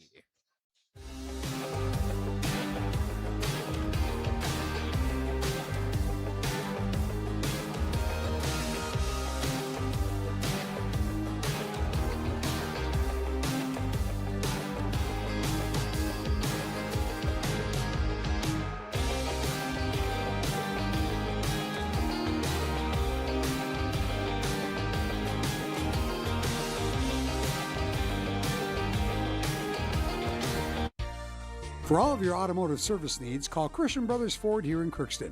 We have a service team to handle all of your vehicle's needs. Does your vehicle pull to the right or left? Call and schedule an alignment today. Proper alignment saves gas and wear on your tires. We're here to take care of your vehicle repairs and maintenance. Call Christopher or Jersey in the service department at 281-1338. Make an appointment today with the service department at Christian Brothers Ford of Crookston, where we make it easy. Ever wonder what your city government does for you? They provide police and fire protection, emergency and disaster preparation, building code and zoning enforcement, street repair, cleaning and snow plowing, curbside garbage and recycling collection, plus spring and fall cleanup weeks. They deliver safe drinking water and maintain a wastewater system. They care for 22 parks and provide year-round recreation activities. They give loans for economic development and housing. They do all this and much more with the help of your city employees. Crookston Valley Cooperative in Crookston is your full-service local agronomy dealer, delivering the products and services that you've come to expect. Crookston Valley Cooperative specializes in seed, chemical, and fertilizers that you need to keep your farm operation growing.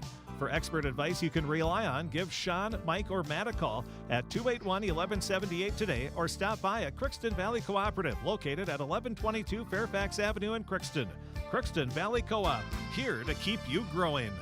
Are you an enthusiastic sports fan? Want to have fun and get in on the action? Heck, yes. That'd be awesome. Have great attention to detail? Want to stay active? Definitely. Want to give back to the student athletes in your community? Obviously, yes. Then you'd make an excellent high school sports official. We need more officials in Minnesota because with no high school officials, there are no high school sports. Sign up today at highschoolofficials.com.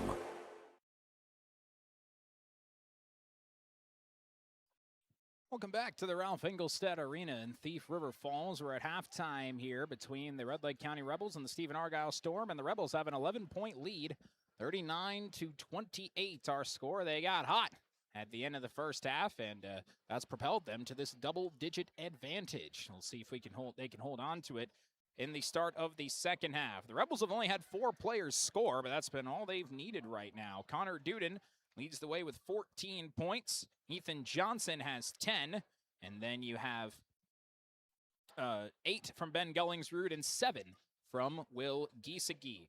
Nick Suki, Atlee, Logan Vedelson, Alex Renner, and Thor Thompson all in the game did not score. For the Storm, they had Anders Thompson lead the way with 10 points. Jake Carlson second in line with 7. Dylan Whitner has a couple threes, so he has 6. 3 for Caden Panyak, and then 2 for Owen Widner. Typical Storm fashion, they lead in bench production. They have 9 bench points to the Rebels, none. They need some more out of their starters as both Raiden Winterovich and Shea Setterholm are held scoreless in the first half of play. The second half is going to be very interesting. Let's take a look now at our Draft Sports Bar and Grill scoreboard update. Couple finals we can pass along to. Of course, we mentioned we have a Section 6A champion. That's Henning. They beat Park Christian 72-61. That game was closer than that for a majority of it. And all credit to Park Christian. They gave Henning everything they could handle. But Henning's number 1 for a reason, as it seems. And I'm excited, as I know Chris mentioned earlier, to see Henning play. See how good the number 1 team really is. And that will be down the state tournament again in 2 weekends from now, March 26th to the 28th.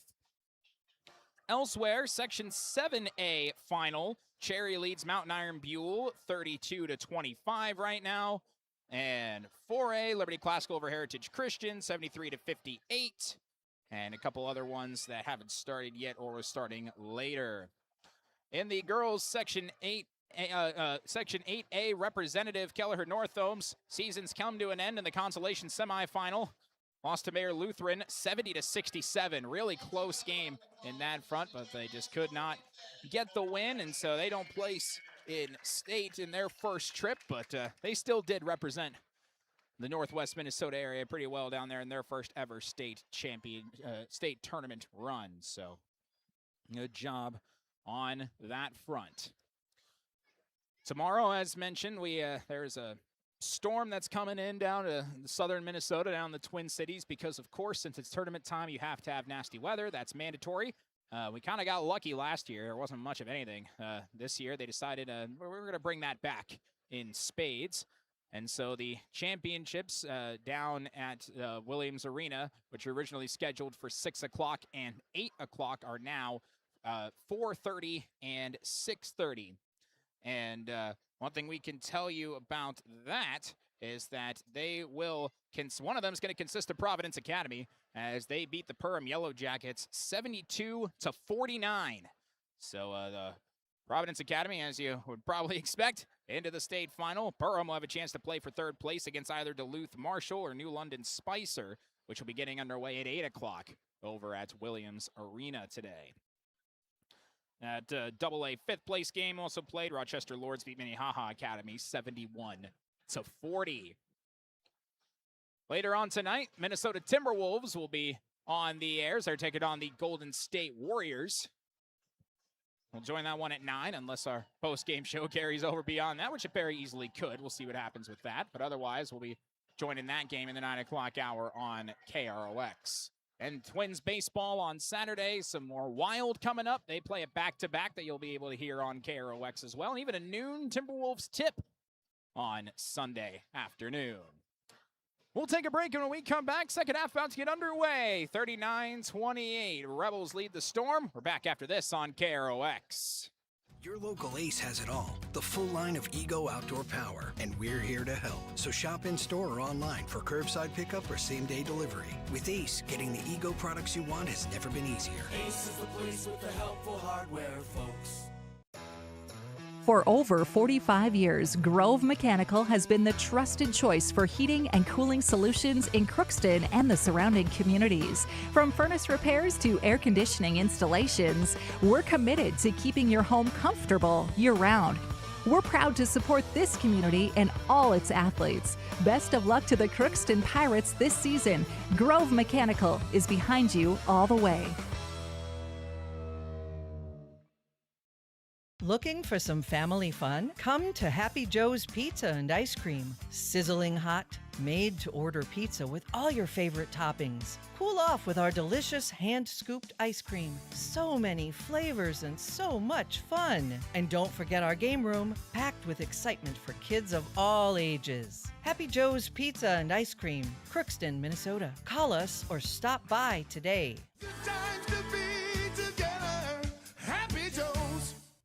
At Crookston High School, we really have a lot going on. There isn't that much going on. Oh yeah? We have softball, Baseball, track and field, soccer, swimming, tennis, golf, volleyball, crap shooting, hockey, basketball, wrestling. So we have a lot of sports. and there is orchestra, Band, choir, visual arts, speech, theater, Leo Club. and Crookston is one of the highest academic schools in the region. Really? Yeah, really, especially in math and science. I guess we do have a lot of going on. Yeah, and that's why Crookston High School is my education destination. You've been waiting for a chance to do something that matters, something big without a big price tag. Welcome to Northland Community and Technical College. Here you can have a big impact on a small campus, in classrooms that mirror today's workplace, with instructors who teach from experience and know you by name. You've been waiting for a place like this. Are you ready?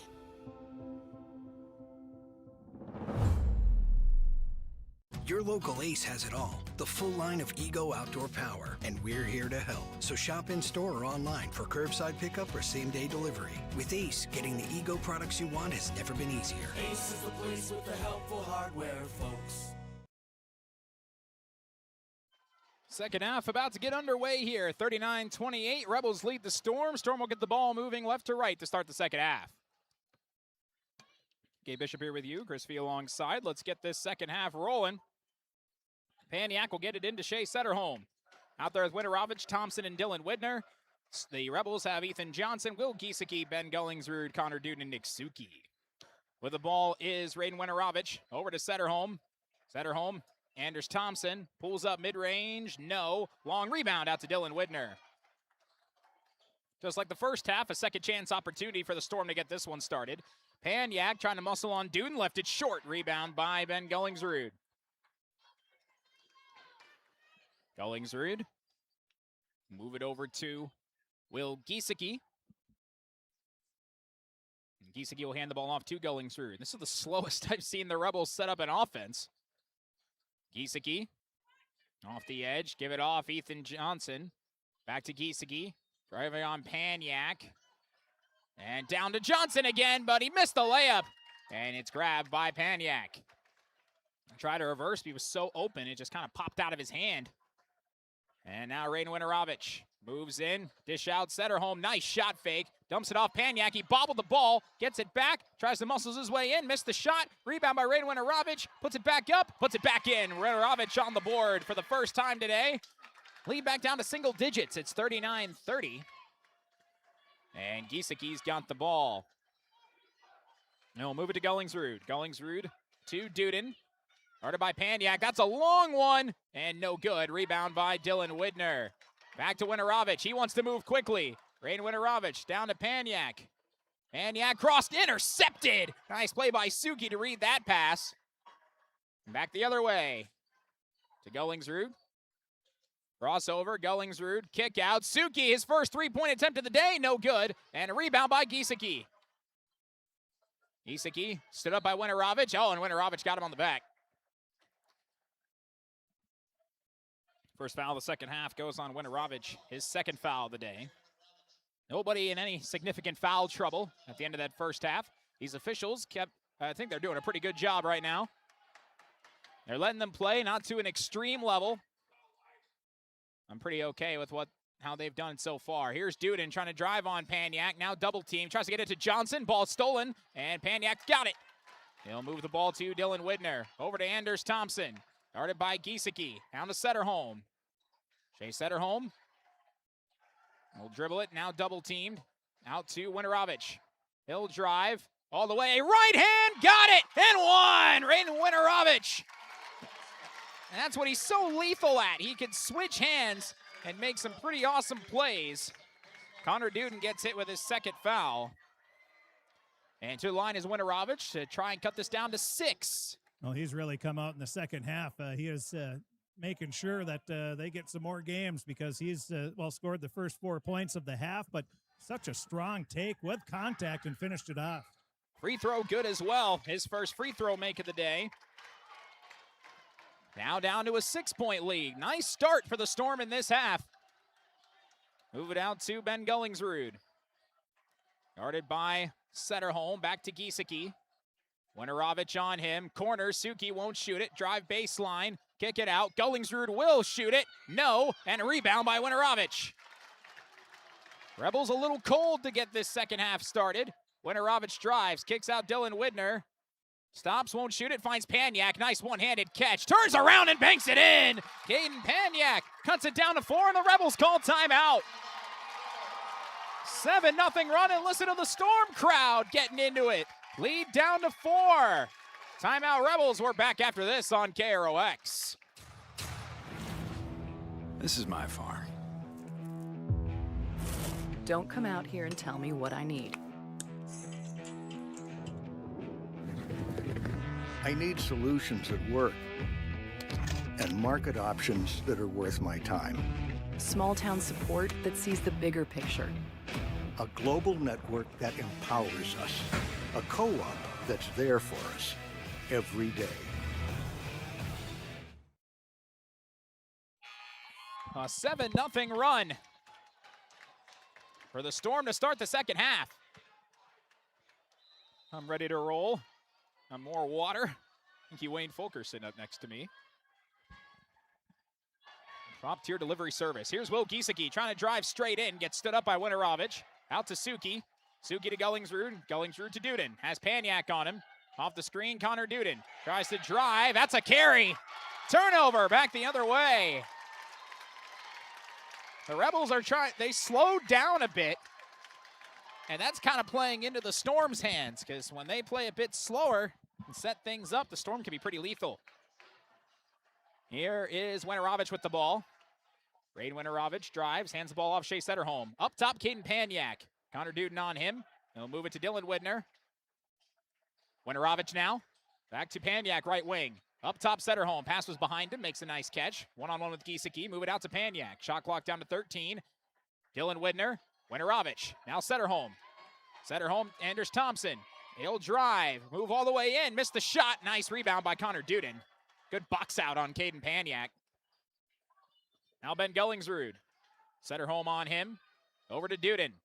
Duden working on Paniak. Give it off to Gullingsrud. Now to Giesecke. Giesecke, Gullingsrud, Suki with it. Swing it all the way into the corner. He'll hand it off. Duden, guarded by Paniak.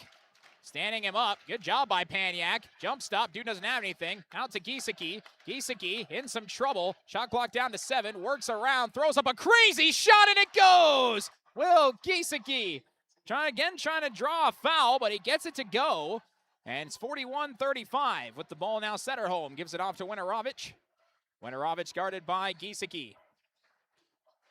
Winterovich, right hand, no. Trying to fight for the rebound. I think Duden might have touched that last. Winterovich goes and gets it, and then threw it off of Paniak. That's going to be a backcourt all the way back the other way.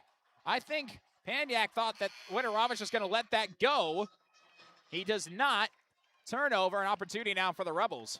And Dylan Widner will come out for Jake Carlson. 41-35 Rebels, 13:25 to go, second half.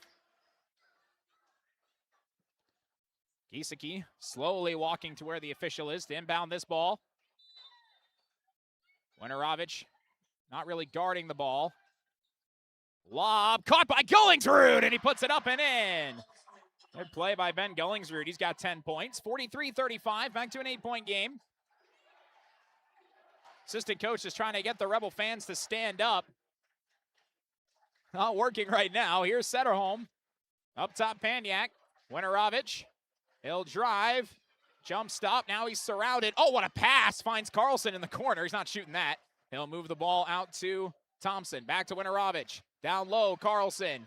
Turns around on Johnson. No good. Paniak comes flying in for the rebound, and a foul is called. They tried to force a jump ball, did the Rebels. And now Duden gets hit with his third foul as a result. That's what the officials say. Coach Fillion not really saying much of anything. Just telling him to get set on defense. Move on from that. Still a lot of time. Still have an 8-point lead. Here's Shea Setterholm all the way in. Oh, it hangs on the rim for about a second and then falls. And Shea Setterholm's on the board with his first bucket. Lead down to 6, 43-37. Ethan Johnson with the ball, spinning on Carlson. Dish out, Giesecke, baseline. Guarded by Winterovich, now near side. Giesecke. Winterovich cuts him off, bobbled the ball, get it out. Duden will fire a three. Good, Connor Duden nails that. His fourth three of the day. He's got 17, 46-37. Rebels with the lead. Thompson guarded by Suki. Move it over left wing, Winterovich. Winterovich to Shea Setterholm. Setterholm down low, Jake Carlson. Carlson outside Paniak, down to Winterovich. Up and under, too strong. Rebound will be taken by Gullingsrud. Baseball pass down to Duden. And Paniak's there to cut him off. Trying to get it to Giesecke. Good job keeping that low dribble. And they'll set up the offense again. Under 12 minutes to go, second half. Thor Thompson waiting to check in for the Rebels, who lead by 9. Out to Suki. Suki to Johnson. Johnson, Giesecke. Giesecke looking to drive, step back, deep mid-range two. Banks it in, and they call a foul.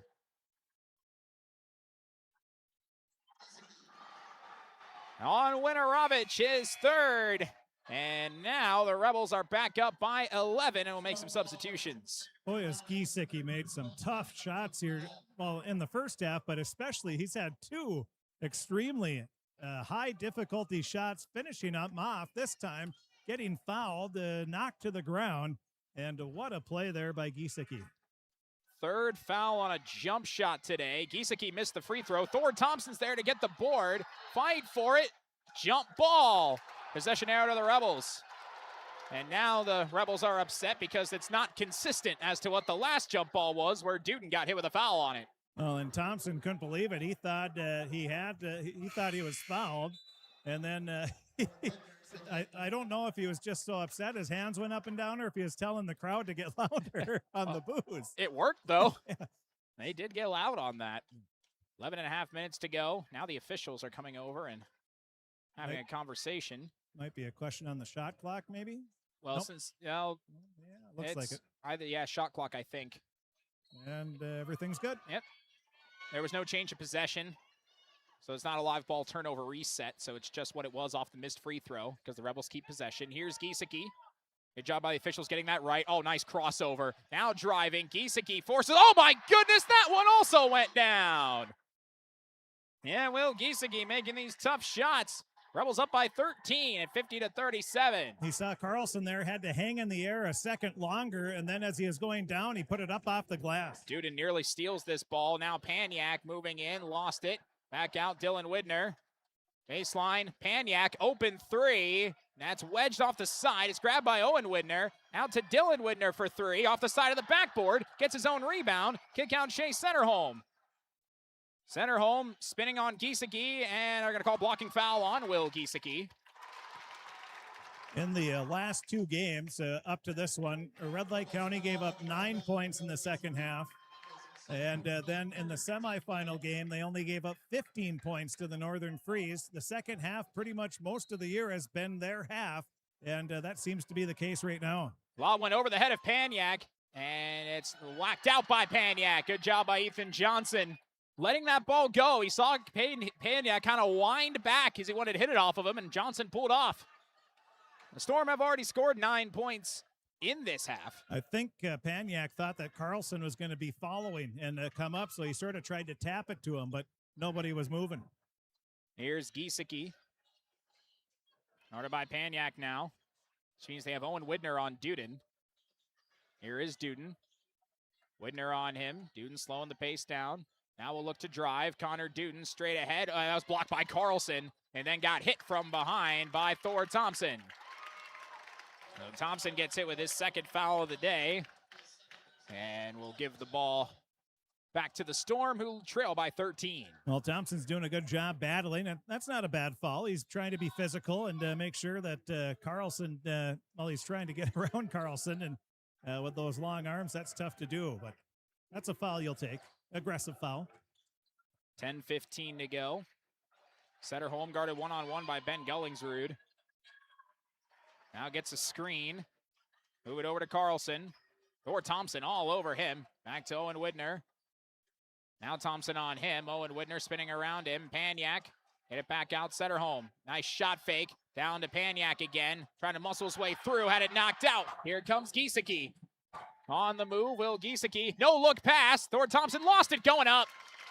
And straight up there for Dylan Widner and Jake Carlson both over there. Turnover back the other way. Yeah, Thompson blocked that shot by Stephen-Argyle. Then coming back on the other end, he was looking to catch the pass, and you see it a lot in football where you start doing something before you catch it. I think that's what he was doing when he saw the big 6'10" Carlson's long arms in front of him. He's like, how am I going to get around this guy? And just lost the ball off his hands. To be fair, I would too. Oh, yeah. I understand 100%. Even someone at Thor Thompson's size, he's not a small guy, but he is in comparison to Jake Carlson, who almost shot a 3 there before dishing it off to Anders Thompson and had it poked out by Will Giesecke. And a reach-in foul on Anders Thompson.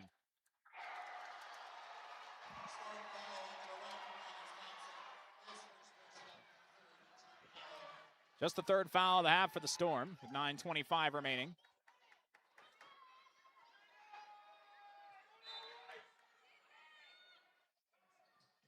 Gullingsrud will get it into Thompson. Gets it back to Gullingsrud, who will drive, get cut off by Anders Thompson. Working outside, good crossover. Gullingsrud, shot fake, down low, Giesecke. Foul on the floor before the shot. And if that's on Winorovich, that's his 4th. Survey says, yep, 4 fouls on Raiden Winorovich. Now Ethan Johnson will come in and take Thor Thompson out. And Coach Setterholm is going to make a substitution. Owen Widner is going to come in. Yeah, you have to at this point. There's just too much time left with 9:15 remaining. You need them at the end. But if the game doesn't change here in the next couple of minutes, then that might change. Bob up to Gullingsrud, fakes the handoff to Giesecke. One-on-one with Thompson. Oh, step back 3. No good. Rebound by Carlson. Bobbled it. Suki comes away with it. Throws up a fade. I think he thought he was closer to the rim than he was. It'll be rebounded by Owen Widner. Now Dylan Widner up top. Paniak, left wing. We'll go to Anders Thompson. Carlson.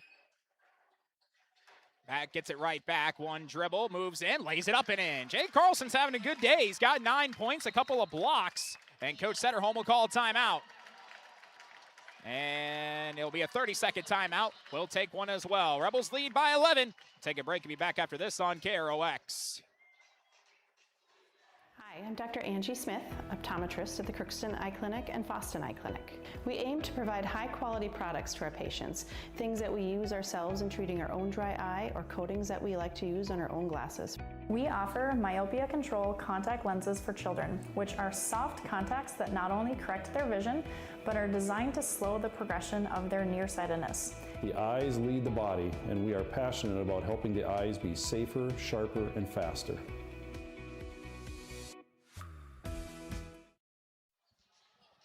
(50-39).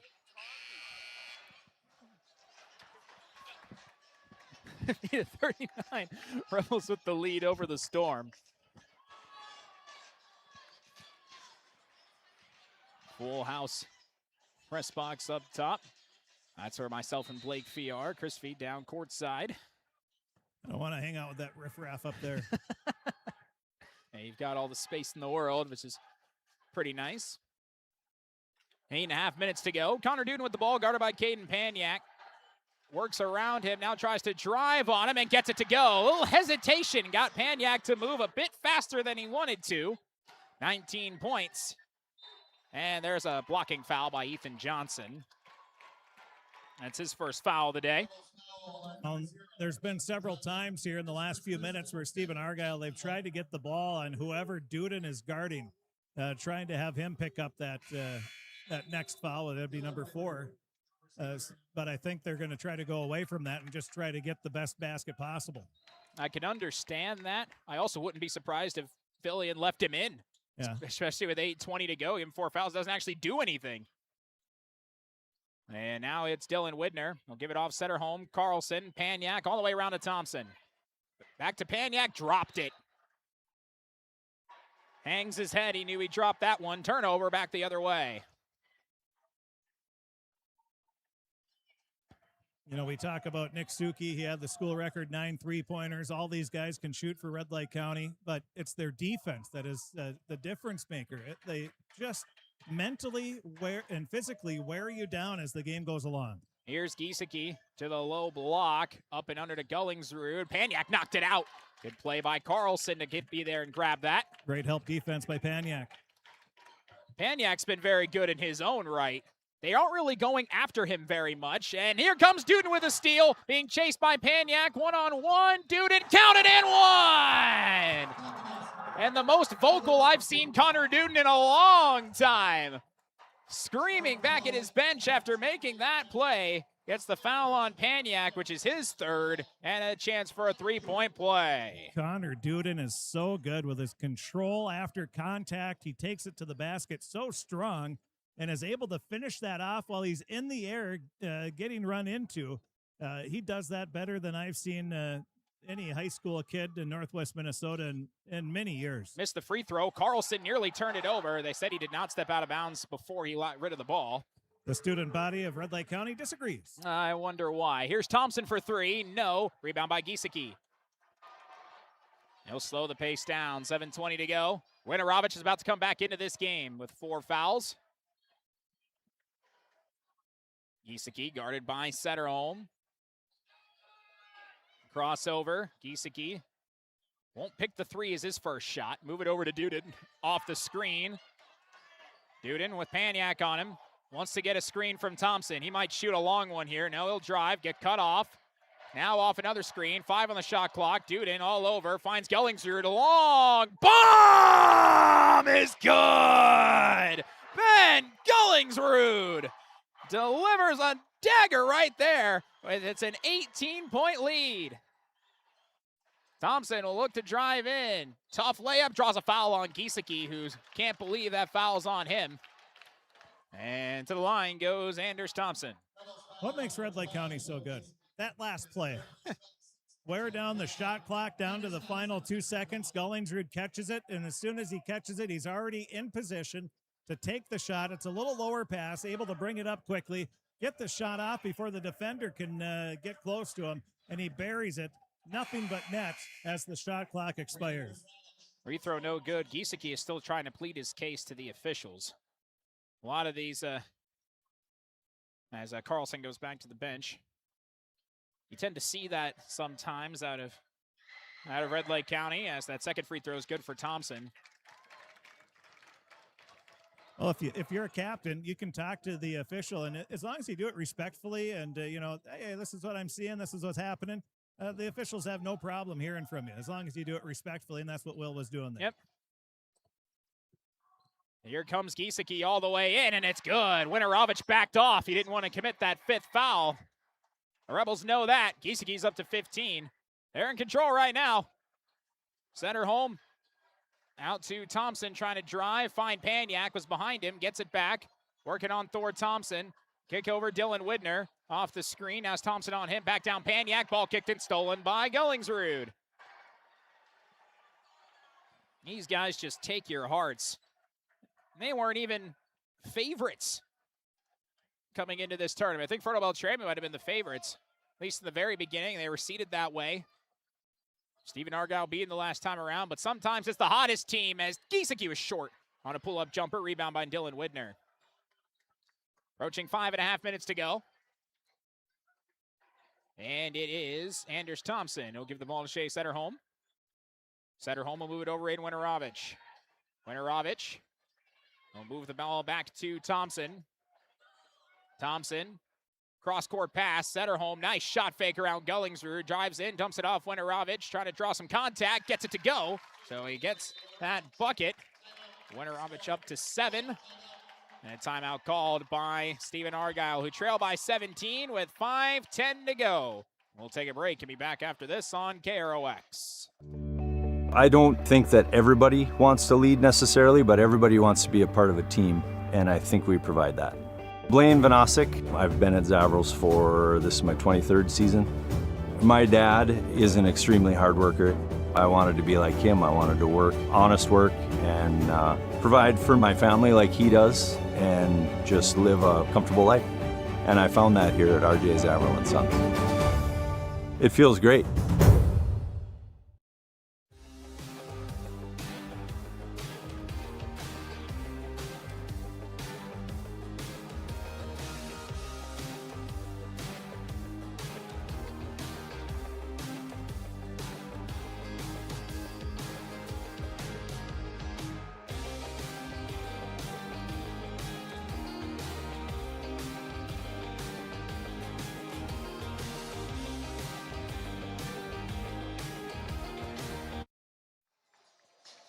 We're back here in Thief River Falls, where the Rebels have a 59-42 lead over the Stephen-Argyle Storm. Storm scored the first 7 points of the half, have scored 7 in the last 10 minutes. With 5:10 remaining. And an inbound to Will Giesecke. And Duden and Winterovich are smiling at one another and laughing over there. These are still kids. They're still having some fun. Here is Ben Gullingsrud. He'll move it over to Giesecke. Giesecke driving on Paniak. He'll lob it back out toward Thompson. Shot fake and travel is what they say. He shuffled his feet. Coach is trying to tell him, hey, pass that ball. But he tried to drive and turns it over. 4:47 remaining. See where the sense of urgency is right now for the Storm, down 17. It is Setterholm driving in, pass deflected, still finds Dylan Widner, who spots up and hits a 3. His third 3 of the day, up to 9 points, lead down to 14. Well, it's do or die time here for the Storm. They need to go on a little bit of a run as time's running out. Well, they've showcased the potential to do that this year as Duden, guarded by Winterovich. He's going right at him every time. Feel like Giesecke said, there's a turnover here as that was thrown away by Ethan Johnson. If you're going to commit your 5th foul, Will Giesecke's probably the guy you don't want to cover. Yeah. Just knowing his ability to draw contact and finish, too. Well, here's an opportunity for the Storm to chip away a little bit more, trailing by 14, 4:06 remaining. They get a bucket here, and all of a sudden you got momentum, and things are looking a lot better. Well, here's Shea Setterholm, out to Paniak. Paniak back to Setterholm. Driving is Shea. High post, stops. Lob to Paniak. One-on-one with Thompson. Puts one up. Got the bounce. Good play by Caden Paniak. It's up to 7 points. Hasn't scored in double figures in any of the 3 games in this tournament prior. There's been other guys that have stepped up. 59-47. With the ball now, Connor Duden. One-on-one with Dylan Widner. Widner stands him up as he tried to drive baseline, trying to spin on him. Dylan Widner, good defense. Kick it back out to Johnson. Johnson, Giesecke. Giesecke to Duden. Shot fake. Widner. Kick it back outside. Gullingsrud. Gullingsrud to the baseline. Ethan Johnson. Counted and one. Ethan Johnson. His first point since the first half. He's up to 12. Foul on Anders Thompson. 3-point play chance for the Rebels. 3:16 to go. It's just a different player every trip down the floor that comes up with a big play. It's just unreal how these Rebels are so deep and so balanced. Quickest free throw shot of all time. Johnson puts it in. He just caught it and shot it. I thought they didn't teach you to do that. Yeah, no need for practice when you're playing like you are. Here's Paniak all the way to the rim. Doesn't get the bounce that time. Thor Thompson with the board. 3 minutes to go. The Rebels will slow things down again. Giesecke wipes the sweat off his face before going one-on-one with Paniak. Carlson about to check back in for the Storm. Bellingsrud will move it to Johnson, guarded by Thompson. Kick out, Giesecke. Giesecke on the crossover, step back, now Thompson on him, moving in, dumps it off. Johnson's open again, and it's good. Ethan Johnson again. He's got 15. Back to a 17-point lead. Wade Ruderovich driving in, lost it. Stolen by Giesecke. And I think you can put this one on ice on this possession if you're the Rebels with 2:15 to go. Looking to repeat as section champions. Giesecke off the screen. Peels back again. Guarded by Dylan Widner.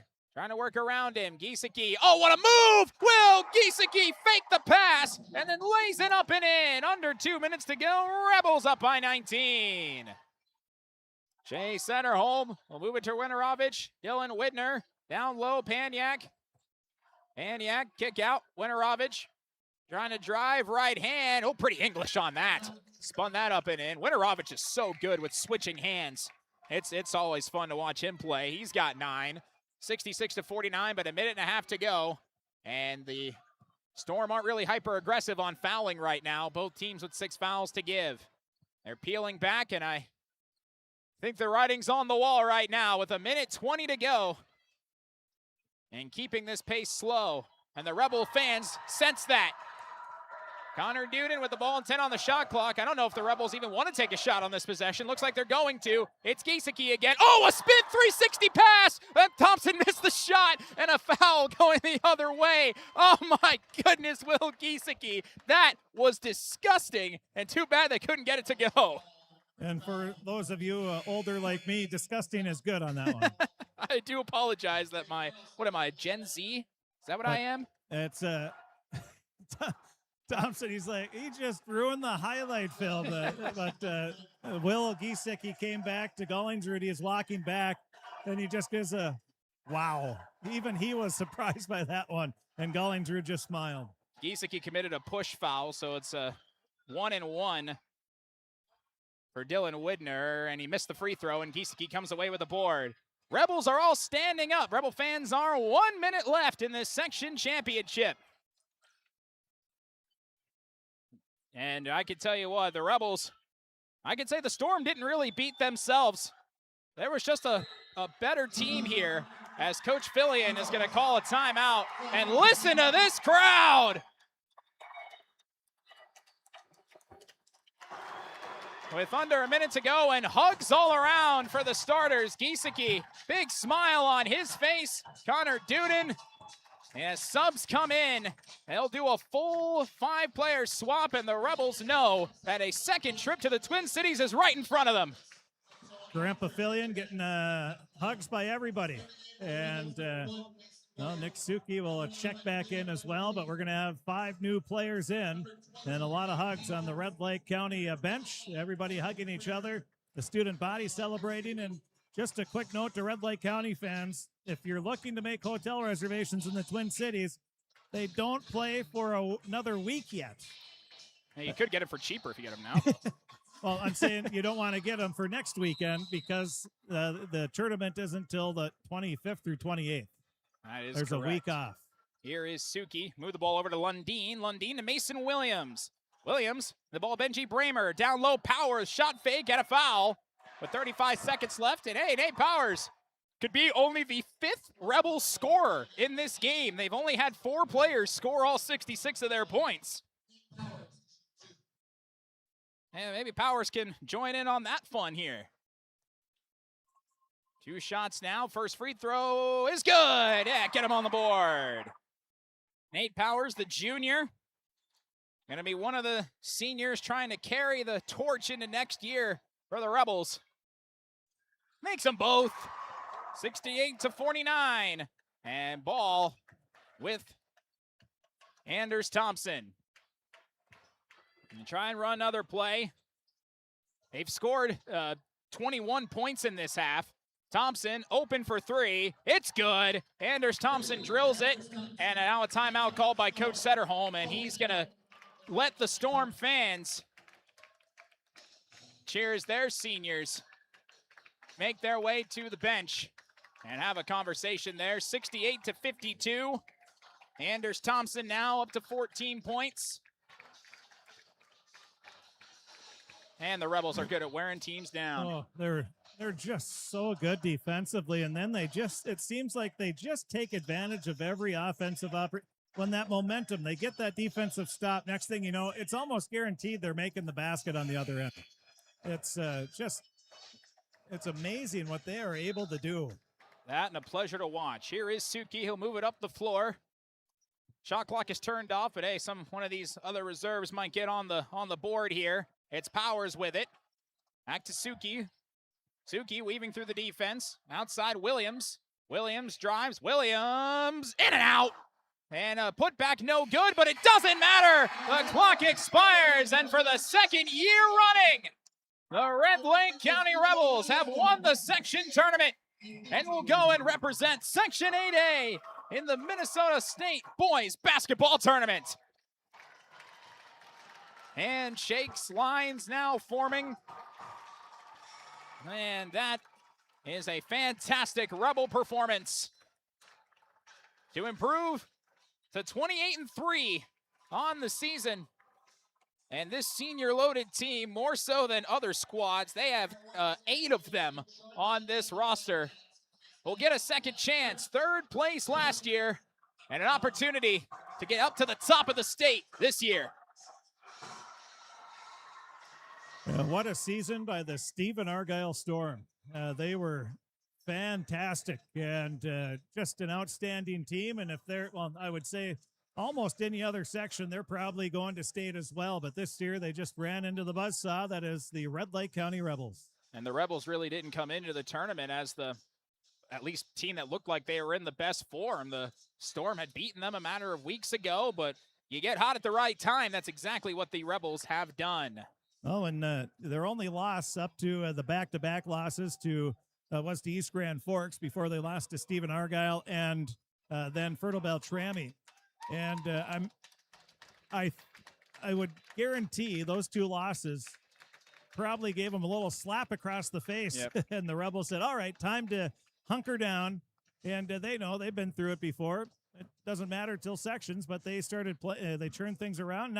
They lost to 2 excellent teams as well that very easily could have won the section championship as well. But they really turned it on and played some fantastic basketball here throughout the section tournament. Looks like Reed Froyland's ready to go, so we'll give the mic to him. Take it away, Reed. Ladies and gentlemen, at this time we'll begin our awards ceremony and present the medals and trophies to both teams.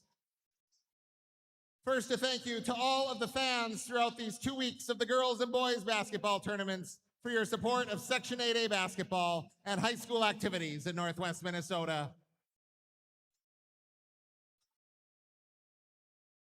The Section 8A boys runners-up are the Stephen-Argyle Storm.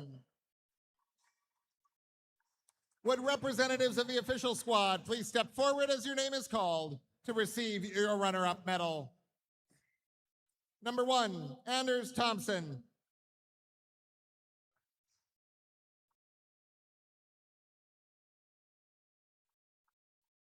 Number 2, Raiden Winarovich.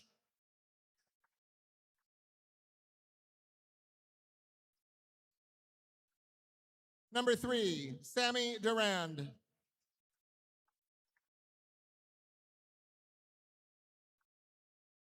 Number 4, Ryan Swanson.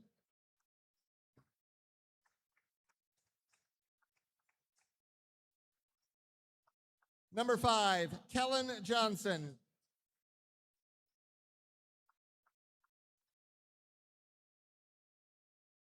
Number 10, Shay Setterholm.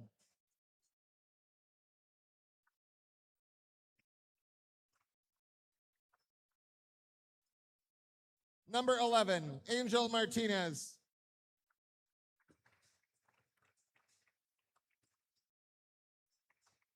Number 12, Mason Smith.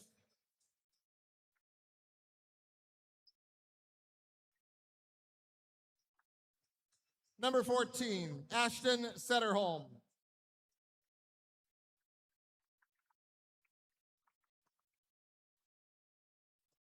Number 15, Dylan Widner.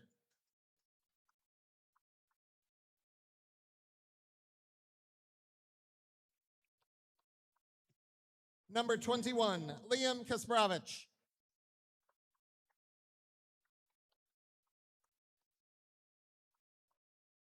Number 22, Caden Panyak.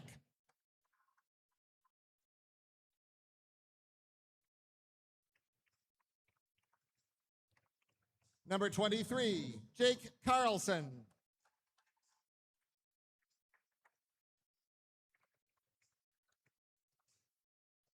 Number 24, Carson Anderson.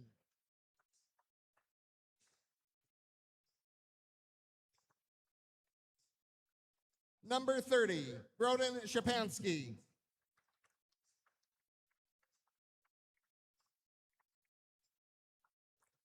Number 32, Owen Widner.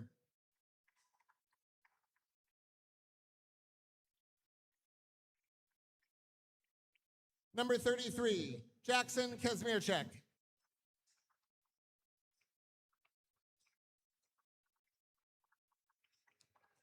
Number 55, Reed Rivard.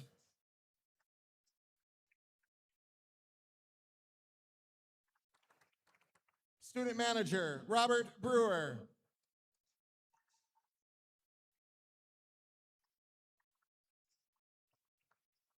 Assistant coach, Ryan Kazmierczak.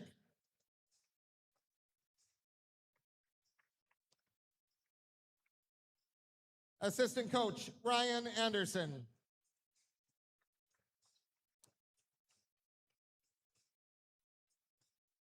Assistant coach, Hunter Utrenka.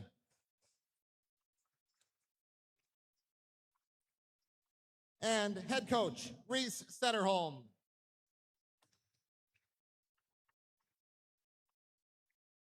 And now, would the captains of the Stephen-Argyle Storm please step forward to accept your Section 8A runner-up trophy.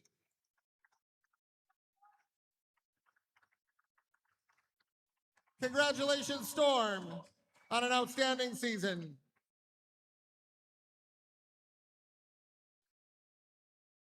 Our awards tonight are being presented by Stephen-Argyle Activities Director Reese Setterholm, Red Lake Falls Activities Director Seth Schmitz, and Red Lake County Central Activities Director Kate Mole. They're being assisted by Todd Selk, Executive Secretary of Region 8A of the Minnesota State High School League.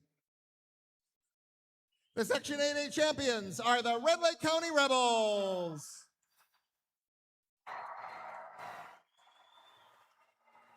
Members of the official squad, please step forward as your name is called to receive your championship medal. Number 0, Ethan Johnson.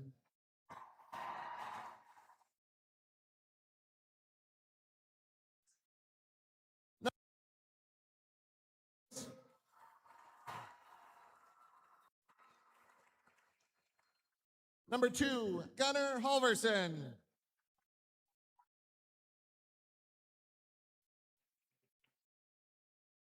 Number 10, Austin Lund.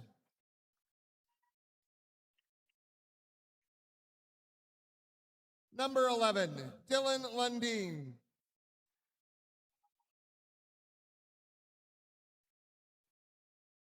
Number 12, Will Giesecke.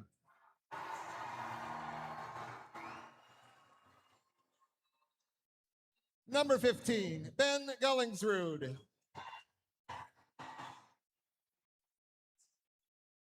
Number 20, Nate Powers.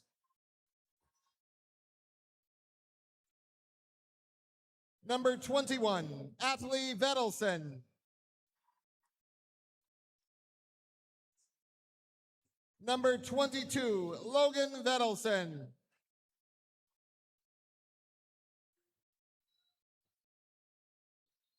Number 23, Nick Suki.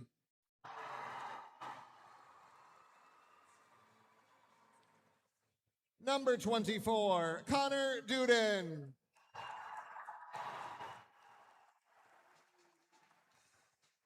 Number 25, Benji Bramer.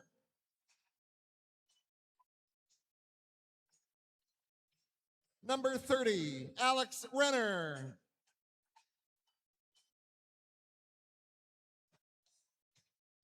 Number 41, Thor Thompson. Student Manager, Autumn Lindemoen. Student Manager, Taylor Moen. Student Manager, Avery Nelson.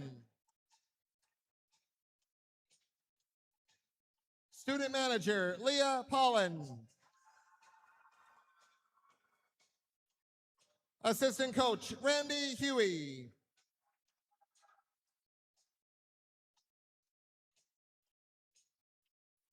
Assistant Coach, Mark Bogason.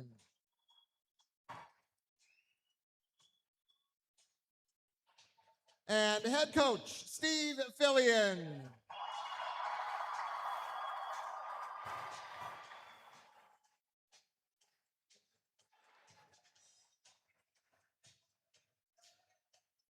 And now, with the captains of the Red Lake County Rebels, please come forward to receive your Section 8A Championship Trophy.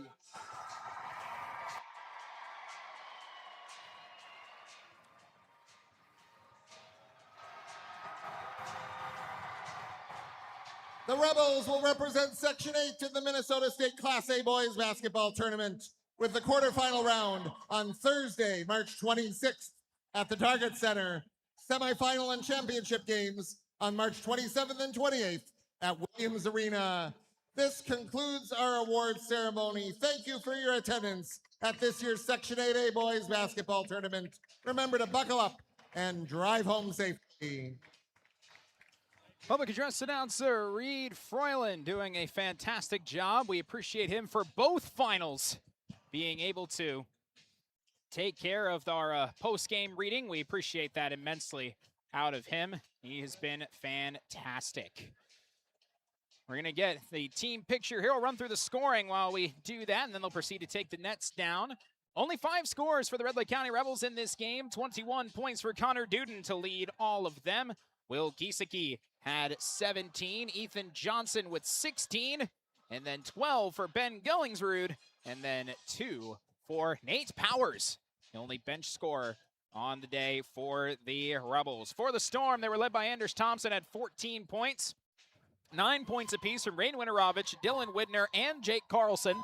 7 points for Caden Paniak. And then 2 points apiece for Shea Setterholm and Owen Widner. And that's how the scoring went in this contest. That went 68-52. Rebels led the first half, 39-28. Then won the second half, 29-24. They'll proceed to start getting the nets cut down. I think they need some scissors, mayhaps.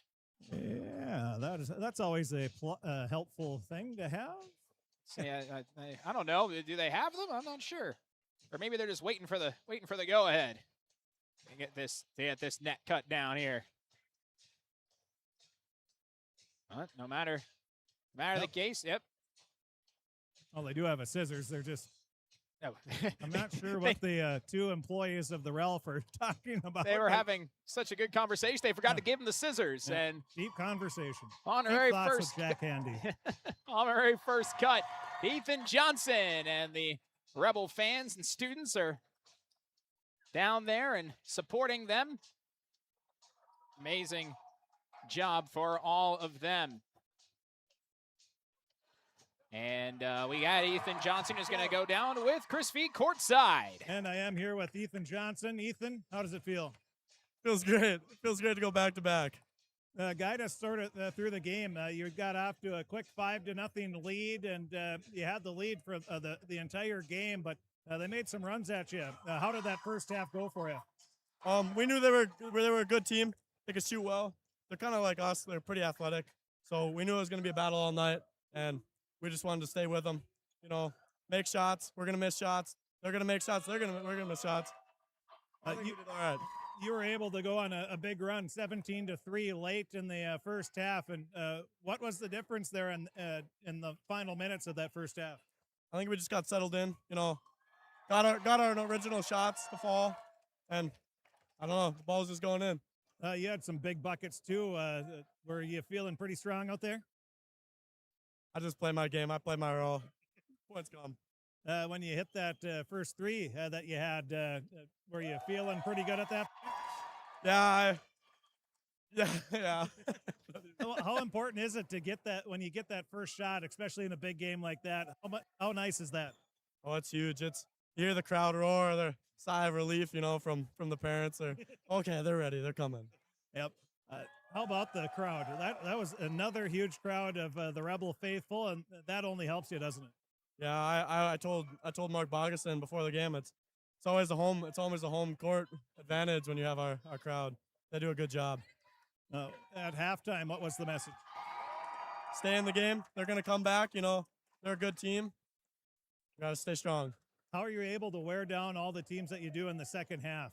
Is it your conditioning? Is it the defense? Is it a combination of everything? Like Coach Julian said, I don't know. How does this feel to be going back to state for the second year in a row? Feels great. Well, congratulations. I'll let you celebrate. Thank you. That's Ethan Johnson. And now see if we can. Connor, can I? He really doesn't know, does he? And now we're going to talk with Connor Duden. And Connor, first of all, congratulations. How does it feel? Thank you. It feels surreal. Going to state for the second straight year in basketball, and just maybe guide us through the game. You got that lead early. How important was that to get that 5-0 lead? That lead was huge. We talked before the game that they were going to be nervous and loose because we were that way last year, and we've been here and done that. So that lead was huge. We get the first 5-6 points of a game. You play with the lead, you're a little bit more comfortable. What was that experience last year? Not only making it to the section championship, but winning it. How important was that experience in this game here tonight? I think it played a huge role in us winning the section this year, just because we've had the experience. Experience definitely plays a huge part in basketball. And getting down to state, that's an experience you wanna recreate, and you're gonna play at the Target Center in the first round. But how exciting is it just to be able to know you have at least a few more games? It's super exciting. I didn't want this to be my last game. I knew it wasn't going to be, but I didn't want it to be. You were able to build a big lead late in the first half. What did you do differently? Anything? Not really. I think we weared them down a little bit. We knew we had to push the ball, but we had to rebound first. We've been preaching that all year: rebound first and then transition. And then I think when we push the ball in transition, the defense is not set up so we can attack the rim and score. You had a 4-point play in the game. That's not something that happens very often. How fun was that? It was fun. I think that's the first one of my career, and I've been playing varsity for quite a long time. Yeah, you've only scored a few points in your day, but now you're able to beat a very good Stephen-Argyle team, and you knew that was you lost to them during the season, but you knew it was going to be tough, and it was that, wasn't it? Yeah, it was pretty tough. I think that conference championship that we lost, I think it was good for us. It's hard to beat a team 4 times. It was the same thing with last year, but yeah. And to just overall thoughts going back to state, can you sum it up as a senior going and getting another trip to state with your buddies? It's amazing. This whole year I've wanted to do that. We tried to do it in football. We couldn't do it, but we got it in basketball, and it's just huge for the community too. Well, congratulations on a great game, and best of luck down in the Twin Cities. Thank you.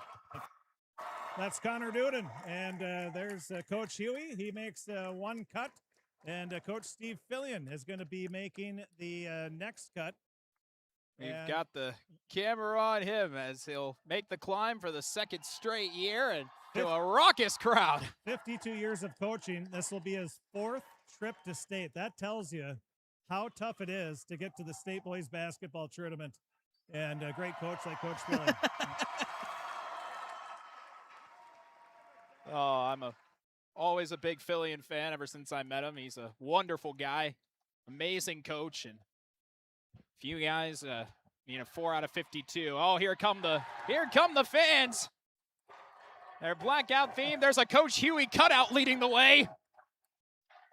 I'll let him celebrate here before we grab some more players. All good, all good. Let them enjoy the fun. It's been a fantastic year for the Rebels again. They came in maybe at the start of the year as the favorites, potentially maybe weren't coming into the tournament.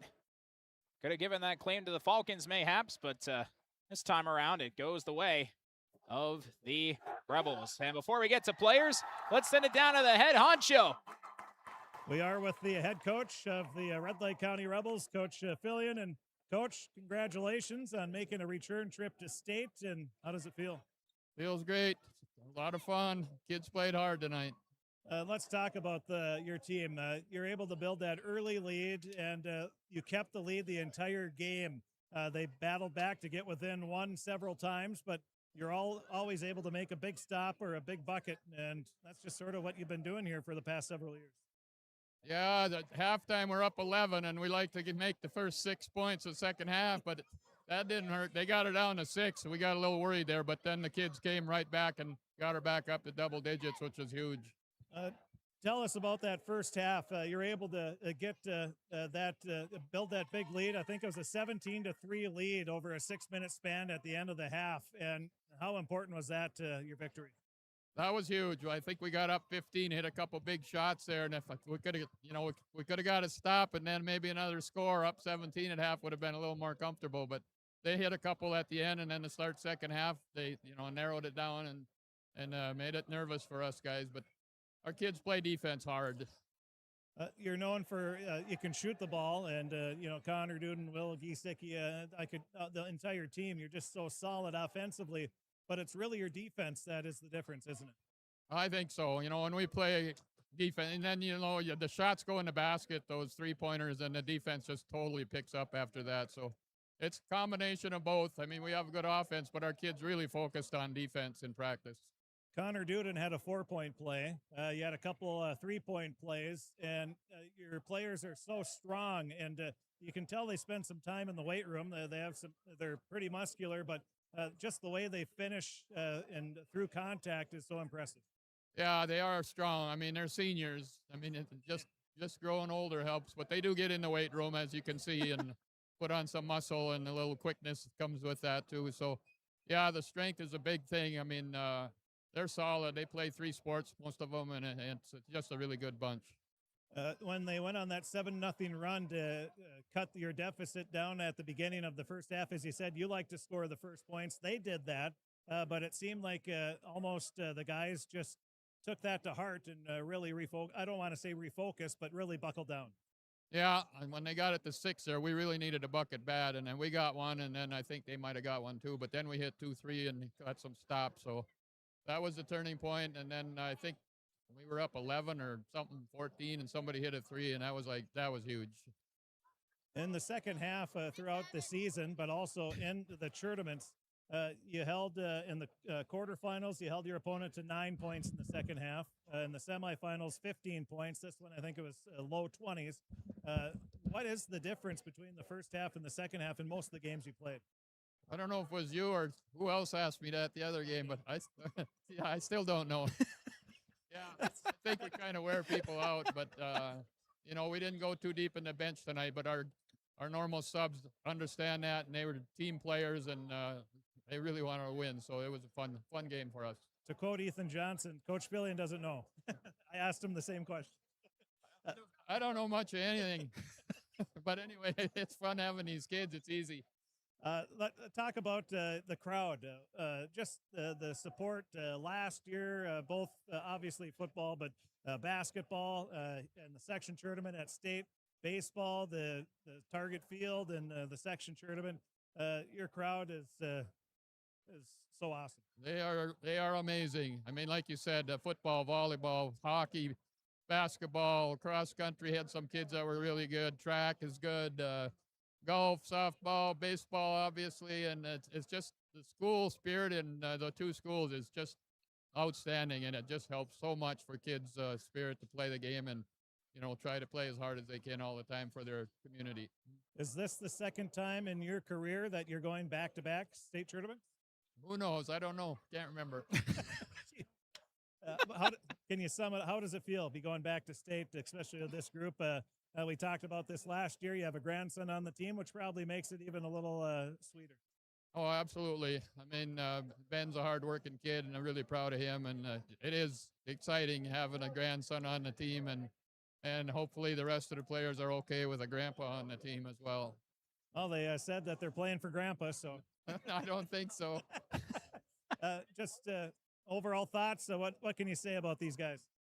Great bunch of kids. I mean, going through the line after the game and the Stephen-Argyle kids, I mean, one after the other. Hey, guys, go win the state tournament. Hey, congratulations. Great game. You guys play hard.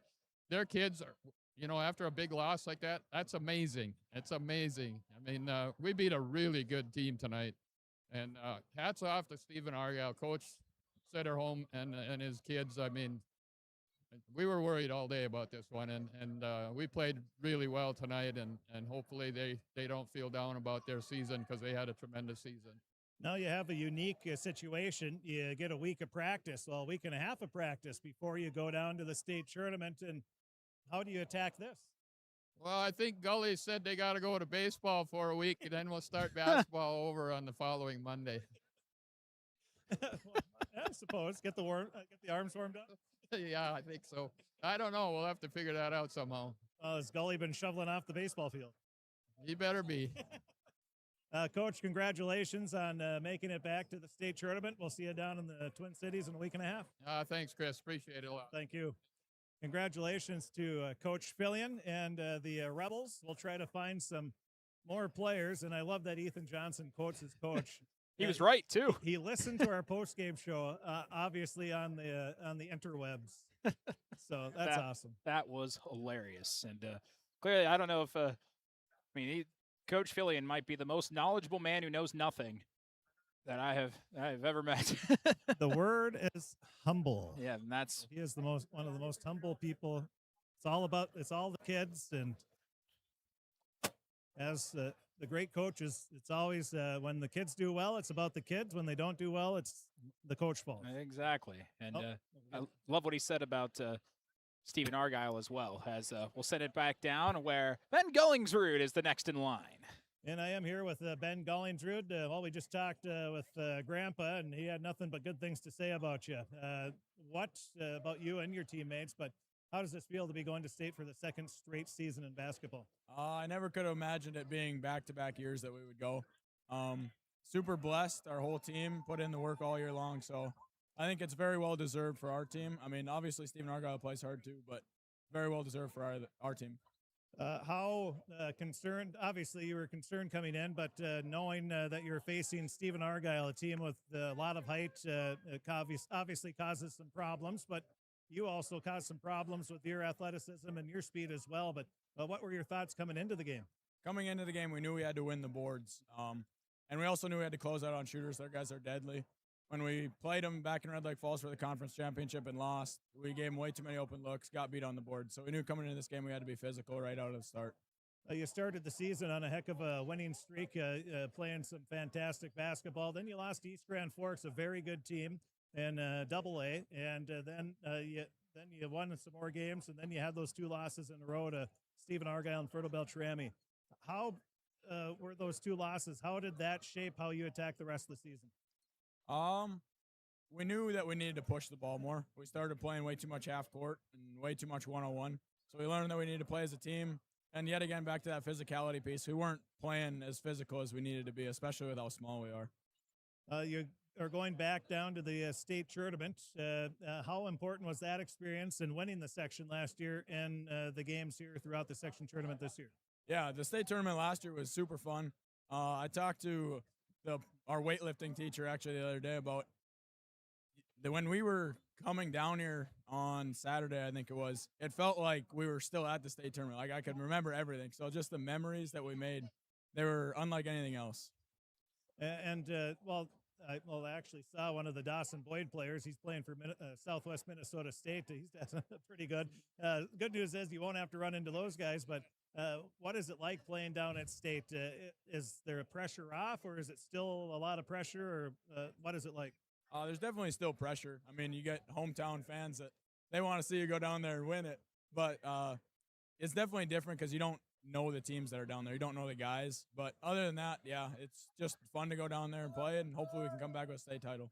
You get kind of greedy, don't you? You get to the section championship. It's let's go to state. You get to state. Now let's win that one. Now let's go to the semi. Let's go to the champion. But that's you just take one game at a time, don't you? Yeah, one game at a time. That's got to be the attitude. Can you sum it up into a sentence or two on how this feels be going back to state? Not really. I mean, it's just unbelievable feeling. Back-to-back years. Couldn't have been more blessed. And one last question. What's it like having Grandpa as your head coach? Super fun. I mean, ever since I was little, he's always been there in the gym with me. So it's just super special to have him there with me. Which coach do you like better, baseball or basketball? No, don't answer. Can't say that. No comment. Good job. Good job. Again, Ben, congratulations. Best of luck at state. Thank you. No Good man. comment. Didn't answer that. You can't answer that one. Let's see. See if I can get some more guys. Who have I missed? There's Giesecke out on the. If you keep yep, going yep, straight I see. on the other side. I'm gonna. We have a man in green weaving through an entirety of blue. That's why I wore my green, so you guys knew where I was. I think he wore the blue or black last year, and it was difficult. Yeah, that was not good. But yeah, right to your right there. He's going to take a picture here, so we'll wait a moment. Family and friends are more important than radio. Every time. It's things that memories that they won't ever forget. The pictures. Yeah, that's what Ben said. He still remembers it like it was yesterday, and they had an opportunity to go back, which is amazing for them. Will, can I get you? Yeah, congratulations. Now we're with Will Giesecke. And Will, how does it feel?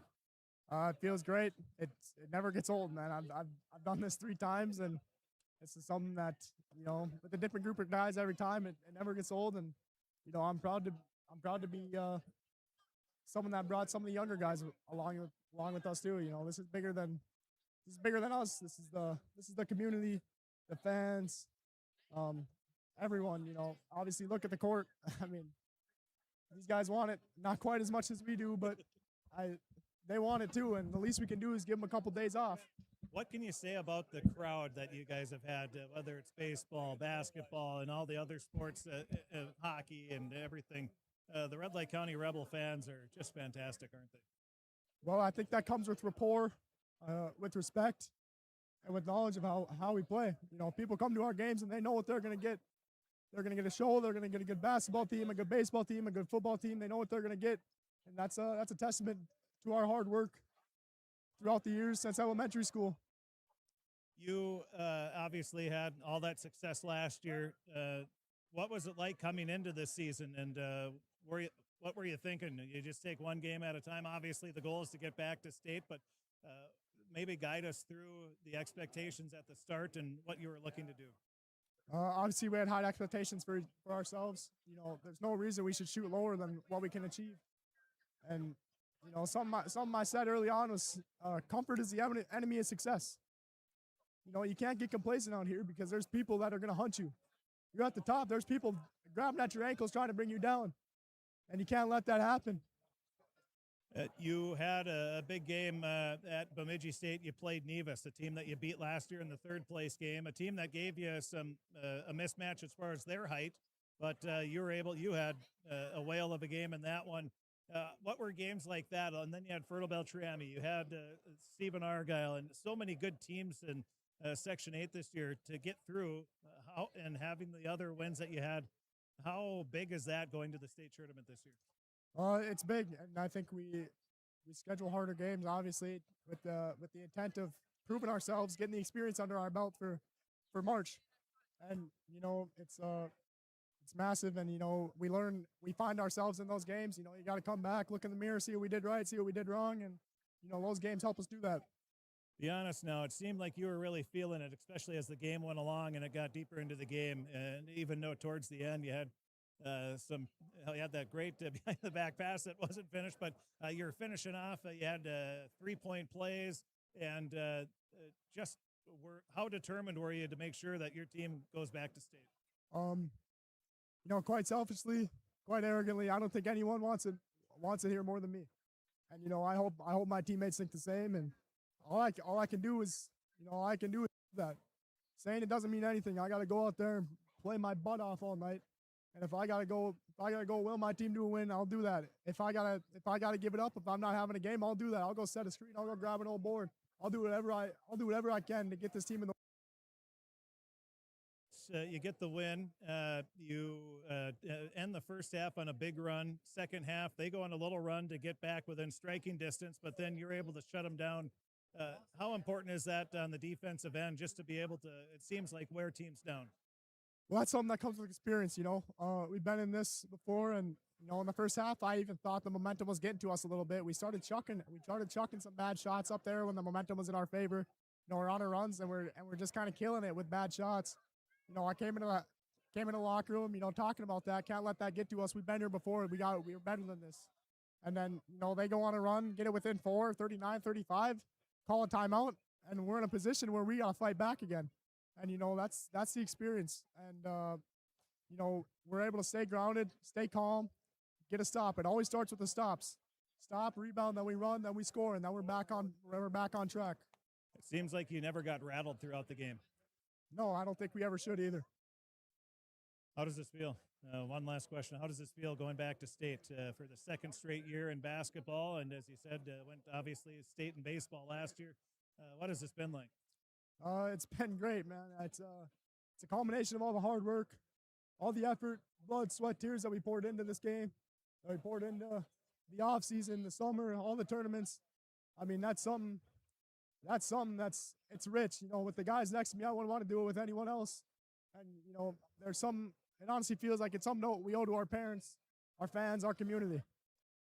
Congratulations, and best of luck down at state, and we'll see you in about a week and a half. Thank you, Chris. Thank you. That's Will Giesecke. We thank him for joining us here in the post-game show. And, well, Gabe, I think, did we get all 5 starters? We're missing, I think, because you got Ethan Johnson. Nick Suki's the only one you're missing, who's right to your right. Yep. See him. So I think if we get that, we're in a pretty good spot. Getcha? And let's get you down there. And I am with Nick Suki. And Nick, well, first let's talk about your what is it? You had 9 threes in a game, school record. Tell us what that was like. It was very exciting. I mean, my adrenaline was really going, but halfway through the first half, it just all of a sudden crashed. But, I mean, I just love to shoot. When they're going in like that, and obviously you're feeling it, what does that feel like? I just love to really get hyped, try to get the crowd hyped. I mean, try to bring the energy to the team and everything. Did you know that was the school record when you hit the 9th one? Well, I had it in my mind at the second half that I only had 3 more to go. And I was kind of counting, but my biggest worry was I wasn't going to hit anymore at the 8th one, but I was happy I did. That obviously really got you going. And then here in this game, it was really a back and forth. You would take a lead, they'd battle back. You'd take a lead, they'd battle back. And that's sort of the way it went until late in the first half. But what was it like? It just seemed like they wouldn't go away for most of that first half. Well, it's good to have a good competition and have a great game. I mean, it really makes the crowd excited and everything. And, I mean, it was good. You go on that run. What was it like at halftime when you had that double-digit lead? Really good. You can never lead by enough, can you? Nope. How about the second half? They started the second half on that little run and got back within striking distance, but you guys were able to settle down, and it didn't really rattle you. What were you thinking when they did make that run? Well, I mean, we just get to us, and I mean, we just got to keep on, push through, and that's what we did. How does this feel to be going back to state for the second straight season? Really good. And what can you say about your fans? What a huge crowd, and obviously, I'm sure they had a lot to do with your success here again tonight. I really love them, and they really bring the energy, and they really hype us up, too. Well, now you get another week and a half of practice before you go down to state. I'm sure you've never wanted to practice so much in your life. Oh, yeah, I get to miss out on track practice for 2 more weeks. Perfect. That is the best answer I've ever heard. As a former trackster, I get that. So, but again, congratulations on the section championship, second straight, and best of luck down at state. Thank you. Thank you. That's Nick Suki, and we thank him for talking with us, and that is the best answer. He gets out of track for 2 more weeks. Yes. That is a bonus right there in itself. But yeah, that we got the 5 starters, and that's all we'll get. They're still talking, and we have all the we have it the video. You can go back on YouTube and watch. We have the interviews there. We'll also post the interviews with all the with the coach and players. It's all going to be available on our website at kroxam.com, along with the story, picture, stats, all that. So if you missed it or want to tune in again, we have it available both on YouTube, and we'll have it available on our website at kroxam.com. And I'll try to find Coach Setterholm. And the team, when you were talking with Coach Fillion, kind of all went out in one fell swoop. Okay. Facing my direction, so they came out toward their fans, which is near side, opposite side of you. I'm not sure where he might be. We can take a look for him, but they came out pretty quick. But we'll see what happens on that front. If we can't get him live, we'll get him in post, and we'll try our best. We'll see if they're still hanging around. But we were down courtside, and then took some precedence at the beginning there. I'll turn off my mic, and if I find him, I'll just pipe in. All right, Chris, thank you very much. We'll run through our Draft Sports Bar and Grill scoreboard update because we went through all of our scoring earlier. We can tell you that 8AA championship is underway right now. Concordia College in Moorhead. That is Staples Motley leading 33-25. The second half just started over there. And so pretty solid result for Staples Motley. Had to win double overtime over Osakis to get back into the final. Trying to take down the Yellow Jackets. Stop the Yellow Jackets are being one of the only schools to have both of their teams, girls and boys, go to the state tournament. 7A, Pequot Lakes beat Pierce 73-34. 6A, Albany beat Melrose 55-35. There's our double A, excuse me. Single A, Henning beat Park Christian 72-61. Cherry's going back. They beat Mountain Iron Buell 75-65. Liberty Classical beat Heritage Christian 73-58. Upsala's leading Nevis right now 43-33. 8 minutes remaining in that one, so we'll see if Nevis even goes back in the 5A section. That's being played down in St. Cloud. We can tell you as well, we'll be joining with the Minnesota Timberwolves in a matter of moments as well, as they'll be taking on the Golden State Warriors over on KROX Radio. That goes live at 9:10, and the tip tends to happen at around 9:15 in the NBA. Tips are always about 15 minutes later than what they actually say it is. And when it comes to the finals, it's a half hour, and that's really upsetting, and I plan ahead, and I didn't need to. You don't miss anything. That's the case. It's very rare to see the Super Bowl this year only start 5 minutes after they said it was going to. So, hey, and I think that was a net positive, to say the least on that front. Got some professional sports for you throughout the weekend as well. Saturday, Twins baseball will be taking on Boston, and that will be at noon. Then 4:45, we've got the Minnesota Wild.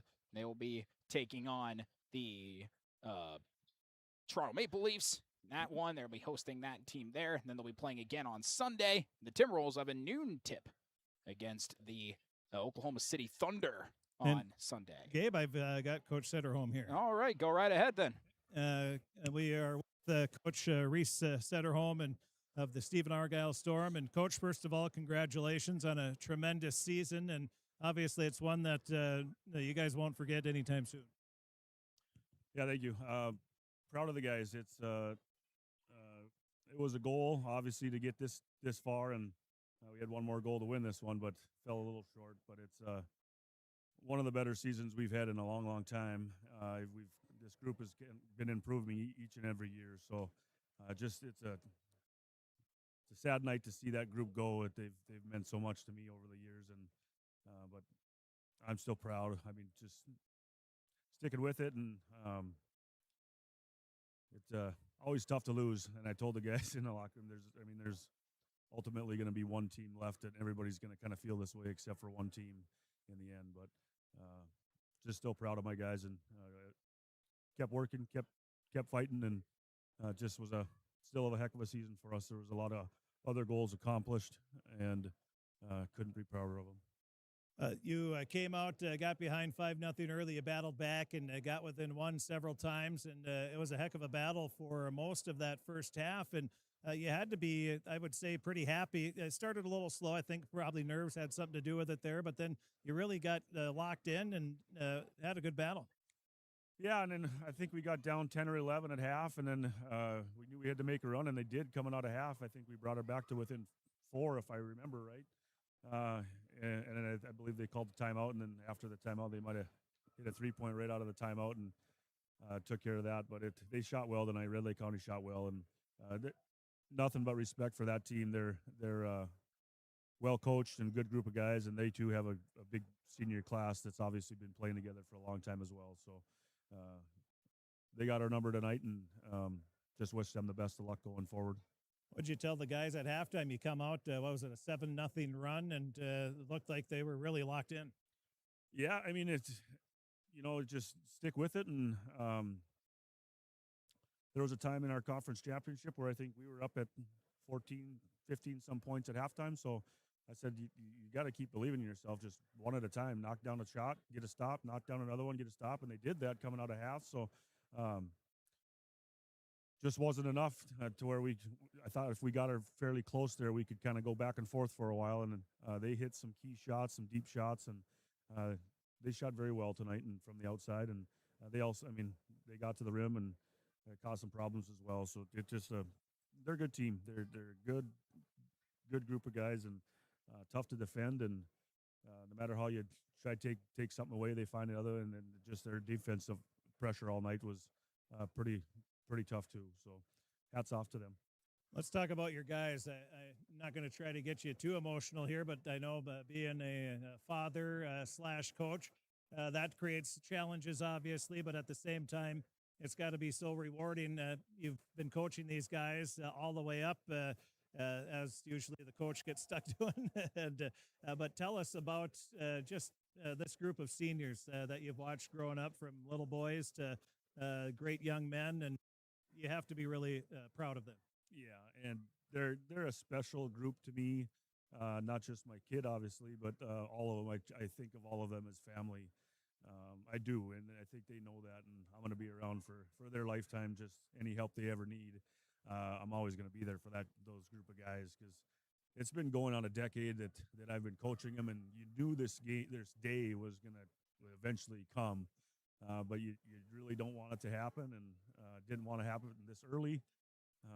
But I just take a lot of pride in coaching those guys, and we've formed kind of just a team family that it's just a different dynamic, and I don't know if anybody would understand it, but the way we can communicate and talk to one another, it's a pretty special thing. And I listen to them, they listen to me, and it's back and forth, and they got ideas, I got ideas, and it's just that's what I like the most. I mean, I'm going to miss that group, and just not only just in basketball, but just all the other things that go with the season, that the bus rides, the whatever, the locker rooms, everything that you don't see.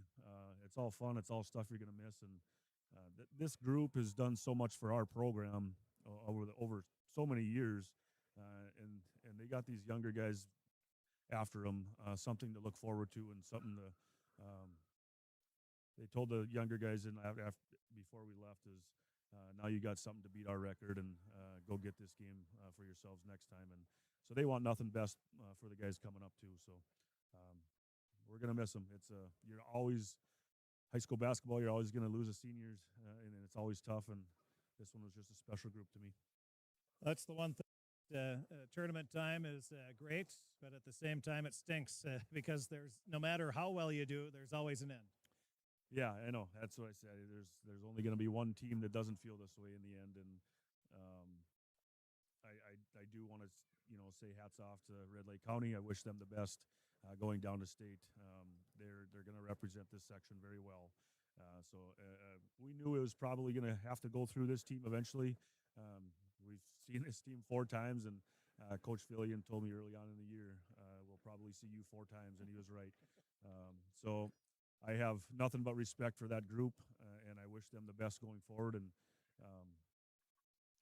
I know they'll also be a team that we're going to compete with for many years, and our JV's battle, and it's going to be some fun basketball coming forward. But talk about your crowd and the community's support It was fantastic throughout the tournaments, but especially obviously here tonight in the section championship as well. Yeah, I mean, I said before the game that our fans, both communities, Stephen-Argyle, have came out and excellent support. I've got many emails and text messages throughout the week, and just full support for these guys. And as you see behind us, they're all still supporting them right now, and it's just. That's a part of good high school basketball or high school sports is everybody sticking together in the communities, win or lose. They just know it's sometimes not always about just basketball, but just that competition and that community that everybody's sticking together means a lot in such small towns. And I couldn't be more proud of both Stephen-Argyle. I love this community, both communities, and I'm always from here, grew up here, and it's a special place to me. And just tell it, you've sort of talked about this already with the guys, but just through the line, Coach Billion said that your players are telling, hey, go win state, good luck, and just the group of guys and the character and just the outstanding group that you do have. They do. I mean, they're all, straight A students, and they give nothing but respect, and you can't say any of those guys are bad kids at all. They just are a good group of guys, not only for basketball program, but just for our school in general. Everybody looks up to them, and they're a fun group to be around. They can crack jokes with the best of them as well. And but no, it's a good group of guys, and not only our basketball program is going to miss them, but our whole school will eventually when they're out of here. But like I said, it sometimes is sports is just more than basketball or more than the sport. It's some of those other things you learn along the way with sportsmanship and being a man and doing the right thing. It matters as well, and they do a phenomenal job at that. Coach, congratulations on an outstanding season, and Red Lake County Rebel team here tonight, but the guys have nothing to hang their head about. It was just a fantastic season, and it's been fun watching you all season long, and hopefully it'll be a great off season, and we'll talk to you again next winter. Yeah, appreciate the coverage. I guess the work starts tomorrow, and it is a fun time of year. It's no fun to be done early. I'm glad we made it this far, but it is no fun to be done. But like I said last year, we won't quit, and we'll keep working and hopefully get back here next year. Like you said, the group set the bar pretty high, and that's something for the young guys in the weight room, in the gym, and whatever else, in the other sports they play, something to shoot for. And again, congratulations, and thanks for talking with us all season long. Yep, it's been fun. Thank you. Yep, thank you. That is the head coach of the Stephen-Argyle Storm, Coach Reese Setterholm. We thank him for talking with us here. Always tough after a loss, especially when you're so close to the state tournament, but a fantastic season for the Storm, and we thank them. Thank Coach Setterholm, and hats off to the Storm as well. So we'll send it back up to you, Gabe. Chris, thank you very much. And we've ran through our scoring. Our one last look at our Draft Sports Bar and Grill scoreboard update is really just on the Pregame game against Staples Motley. We ran through all the other finals that we had for you earlier as well. But we can tell you that it's not going to be a runaway. Perham's closed this down, 42-39, 10 minutes to go in the second half there, and so it's gonna be interesting come to the end of that game. See if Perham can go back to go to state in the 8AA tournament. But that should about wrap things up. Blake Fee was our cameraman and ad man on KROX TV. Chris Fee was down on the court side doing all our interviews, and he was the one who updated the website as well. And I did the play-by-play today. I'm Gabe Bishop signing off for the evening. We very much appreciate you joining us for both the Red Lake County and Stephen-Argyle area. Your sponsorship means the world to us. We appreciate it immensely. Best way, as always, to thank the sponsors is to patronize those businesses or just say thank you for sponsoring very fun Section 8A championship basketball. Thank you very much for tuning in. I'm Gabe Bishop signing off. I'll be back for Coach's Corner in 12 hours' time at 9 a.m., but then won't hear many local sports until the state tournament coming up March 26th. We'll be down the cities following this Rebel team looking to get a state championship. Thank you very much for tuning in. Hope you have a